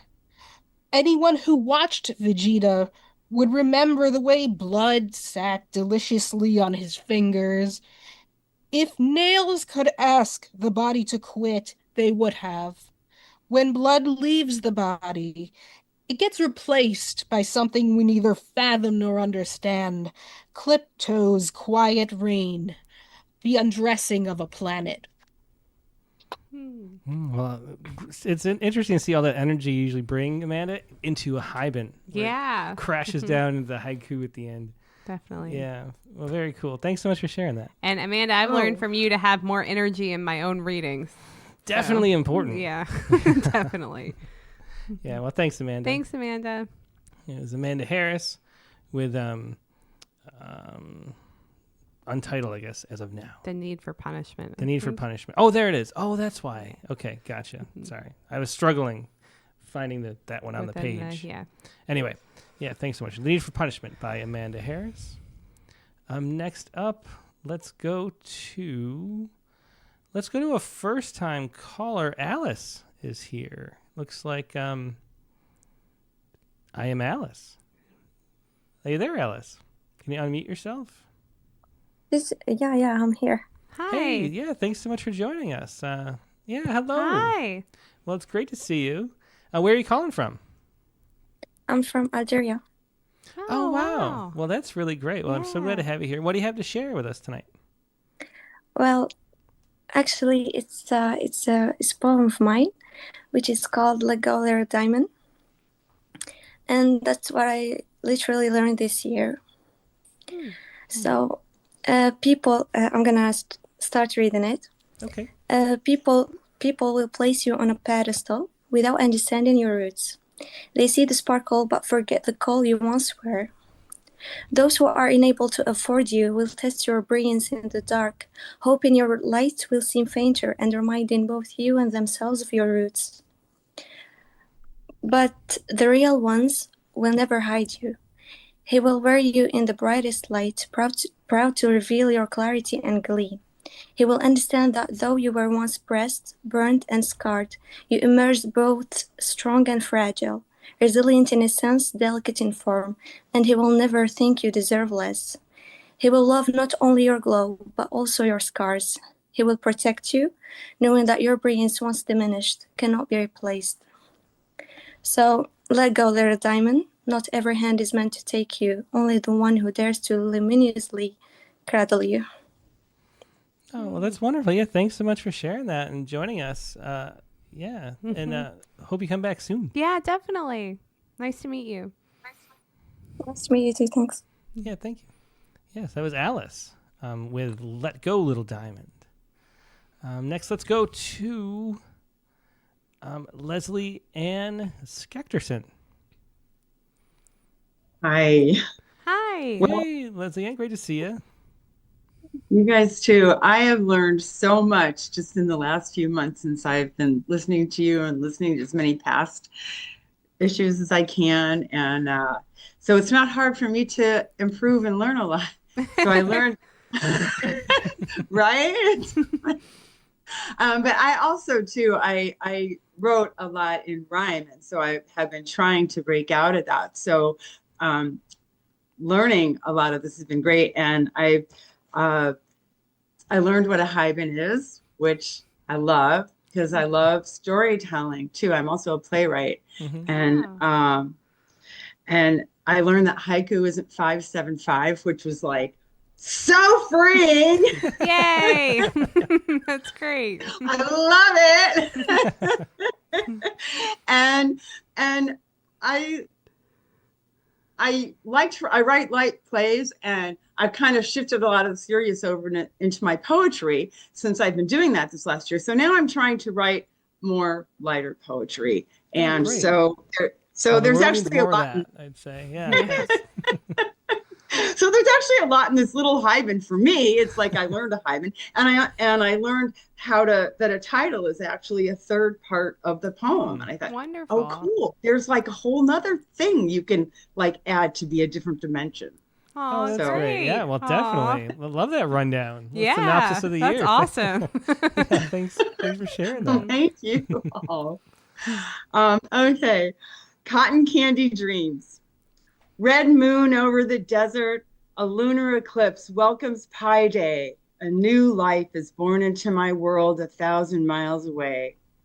Soft winds embrace me. The scarlet hue of the moon fades to a dusty rose blush, gently closing my eyes.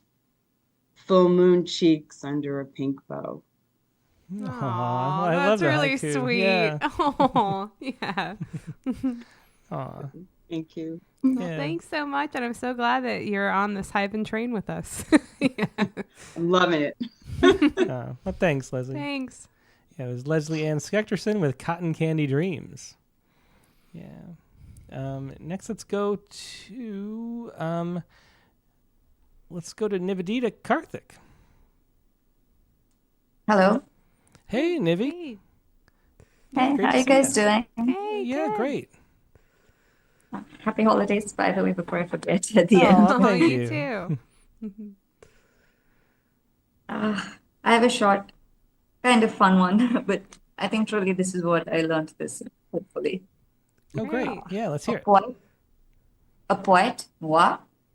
This year, I finally stopped trying to sound like Shakespeare and instead let my voice stumble a little because honestly, who wants a perfect poem?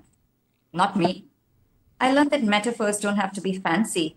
Sometimes my mind is a cluttered desk says more than my mind is a vast, endless universe, and fewer people look confused. There were nights I wrestled with rhyme schemes, only to realize that free verse is my poetic version of a messy room. Organized chaos with a few tea stains and a stray sock or two. This year, I grew as a poet because I learned to laugh at my mistakes, embrace the imperfect, and write with a little more confidence and a lot more tea. Thank you. Yeah, that's cute. love to hear that. Thanks so much for sharing Thanks, that, Nivi. Nivi. Thank you, guys. Have a happy holidays and see you in the new year. Oh, thanks see so you much. next year. Yeah. Definitely you. looking forward to it, Nivi. Yeah, this is Nivedita Karthik with a poet, moi. All right. Next, let's go to Mary Lisa D. Diminishes. Oh, hello. Hi. Hey, Mary Lisa. I went to unmute myself and you've done it already. So, okay, I have 3 C's. Where did they go? Consistency, community, and charity. Those are the 3 things that I came up with. I used to write maybe once a month, or I would not write for a little while and then I would go back to it. But ever since I discovered Rattle, and I won a monetary award from New Jersey State Council on the Arts that made me believe in myself more. Thank you. So community, consistency, and then the charity is to be charitable to myself when writing, and also to be charitable to newcomers.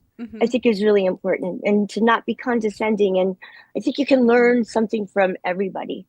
So, yeah, that's a really good point. Yeah. I really love that. This feels like you should make a whole YouTube video on these 3 points. I think we need the 20-minute version of this with you then. Yeah. Hey, I might. You never know. You should go for it. Yeah. Oh, you've all been so encouraging, and the community here is really wonderful. And consistency is key. I meet with my library every week. I go to a reading in Atlantic City every month. So I go to a few getaways every year. Okay. Great. All right. Oh, great, Let me not take up 15 minutes of everybody's time here. So logic and language. I don't know how familiar people are with logic.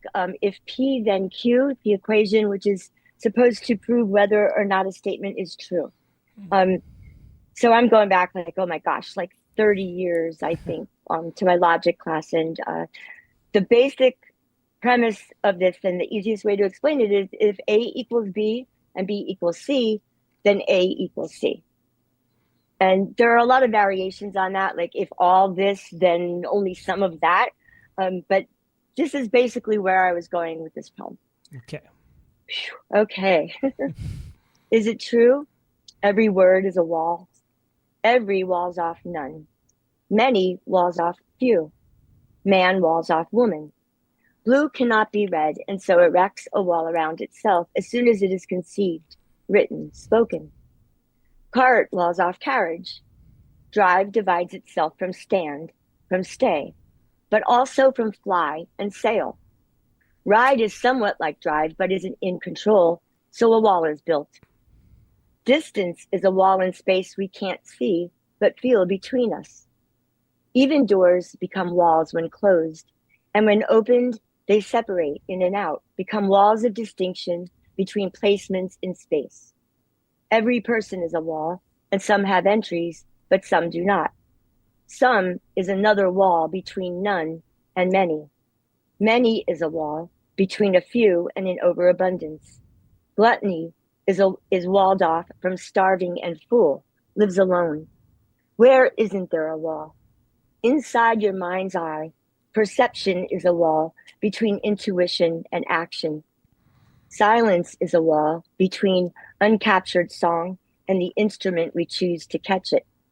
Silence is an aftermath, and an aftermath is a wall becoming a road.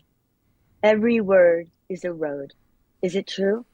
A lot to think about with that one. Yeah, it really is. And then distance is a wall in space. That's so fascinating to me. I could just I can see it like that's how we're putting up walls and imagining the space. That's so interesting. Yeah. What a cool way to approach a poem, Mary Lisa. Wow. Oh, thank you so much. And going back to last week, I had so much fun with this. I really did. I think that's one of the biggest things besides my 3 C's, is to try to remember to have fun. You know, language is supposed to be, when we write, joyful and fun. Mm-hmm. And if it's not playful, I don't know, it can get a little boring. Yeah, that's true. Well, definitely. Yeah. Thanks so much for sharing that. Thank you. Thank you. And happy holidays to everybody. Thanks. Yeah, thanks. Same to you. All right. Bye. Bye. There's Mary Lisa D. Diminishes with If P, Then Q. And last but not least on the Zoom is Thomas Mixon. Hello. Hey, Thomas. Great to see you again. Yeah. Great to see you. Hi. So I like Brian, went back to an early poem from this year, and I actually I tried to go through my files to find the exact first poem I wrote this year, which was an abecedarian. So I tried to fuse that with Villanelle, which I I did a lot of this year. So I tried. So it doesn't quite work, but I tried my best. Cool. Very cool. Yeah, let's hear it. Okay. It's called Love Seat, Love Letter. After leaving home, blue blanket on the couch, those cushions we outgrew, crocheted hats, pants too small to pass as clothes after leaving home, blue apparel soft with mildew, buttons fraught with oaths, cushions we outgrew. Creases neither of us knew because of what we chose after leaving home. Blue alternatives, a billet doux we just called prose, cushions we outgrew collectively, but now argue about as linens decompose. After leaving home, blue cushions we outgrew. I love a lot of cool rhyming words in there. Yeah, definitely. Really billet neat. doux with the blue. Yeah, very neat. Thanks. Yeah, thanks so much for sharing that, Thomas. Yeah. Thank you, guys. Have a good year. Rest of the year. See you Yeah, next you year. too. See you next Thomas. year. Yeah. Sorry. Okay, I'm being cut off. Okay. It was I'll cut Thomas myself Mixon. Yeah. Thomas Mixon with Love Seat, Love Letter. And let's see. So to wrap it up, let's see what Ted Bernal Guevara has for us. He says, Dear Tim and Katie, I've learned a lot over the year through Rattle, but this poem pinpoints the flexibility most important. Sincerely, Ted. Okay, so, brief. Oh, it's called Briefed, too. It's a brief poem. Let's see this. Briefed. I saw Lonely in haiku. Thin it was a year ago. Then it fooled around. Got itself. Hyben. That's really funny. That was really funny. Thank you. Yeah. Well, thanks so much for sharing that, Ted. That was really Thanks, fun. Ted. Thanks for your poems this year too. Yeah, definitely. Always a pleasure to read them, Ted. All right, there's Ted Bernal Guevara with Briefed. And before we do the haiku, why don't we check in on Katie's fantasy football team? Can you pull it up fast? What if I lost? No, I want to celebrate together. But this victory. Well, it's only the first okay. round, but I'm scared. I'm very proud of you. 1-4. Oh my gosh. Okay, I'm in. There are 19 minutes remaining. 19 minutes remaining. Wait, and 148, I'm at 134. 148 versus 1. Okay, it's looking And what good. is the? Wait. It's looking good, but I don't want to jinx it. Okay, but what is the? So Taylor.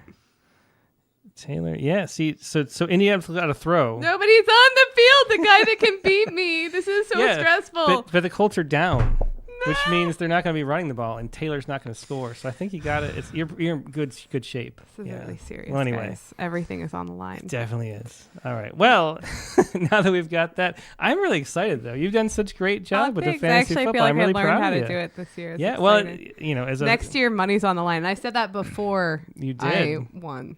Like one of those pool hustlers who's like, oh Yeah. I don't know what I'm doing. Let's play for money. I actually tried to get a sponsorship in DraftKings when I was a poker player, yeah? and they were like, "Well, sure, learn how to play, come back." Well, come back. 'cause it's back made when it they 10 were not years, yeah. this huge company. Anyway. All right. Well, I'm excited for you, Katie. And Thank you. Yeah, and I can't wait to root in the actual championship game next week. Well, thank you. Anyway, what do you got for a haiku? I have a bit of a downer after. I have ornaments still on the tree last Christmas. Aw. Well, where'd you come up with that one? Actually, I was thinking of that song, The Last Christmas. And then I was thinking about like taking last in different directions. Mm-hmm. And then also I was thinking about my grandmother who passed away now like 12 years ago, but on this day. So yeah, I was thinking about him a little bit today. Yeah. Well, very nice. We got a whole bunch because the last I think 3 have been like holiday coup, halaku. Yeah. So I decided since I did do 2 Christmas ones in a row, I decided to go away from Christmas. Okay. And this is a little something that happened that I didn't tell you about actually because when I dropped off Joe at what's that place called? The theater? No. The restaurant that's like the old time Cracker Barrel. Yeah, she went to Cracker Barrel with her friends. Yeah, with her friends. Which is so cute. It was teenagers cute. at Cracker Barrel. But it was like one of those things where they're going to be there for like an hour and a half. And then if I drove home and I'd just be like turning around driving back. So I was like driving around trying to find like a park or somewhere nice to park and wait. So I wasn't like a weird dad in the parking lot. Anyway, and then this cop comes up behind me and I was like randomly like going nowhere and he starts following me every turn. Oh no. And I was like, well, I have no destination. What's he going to think, you know? Yeah.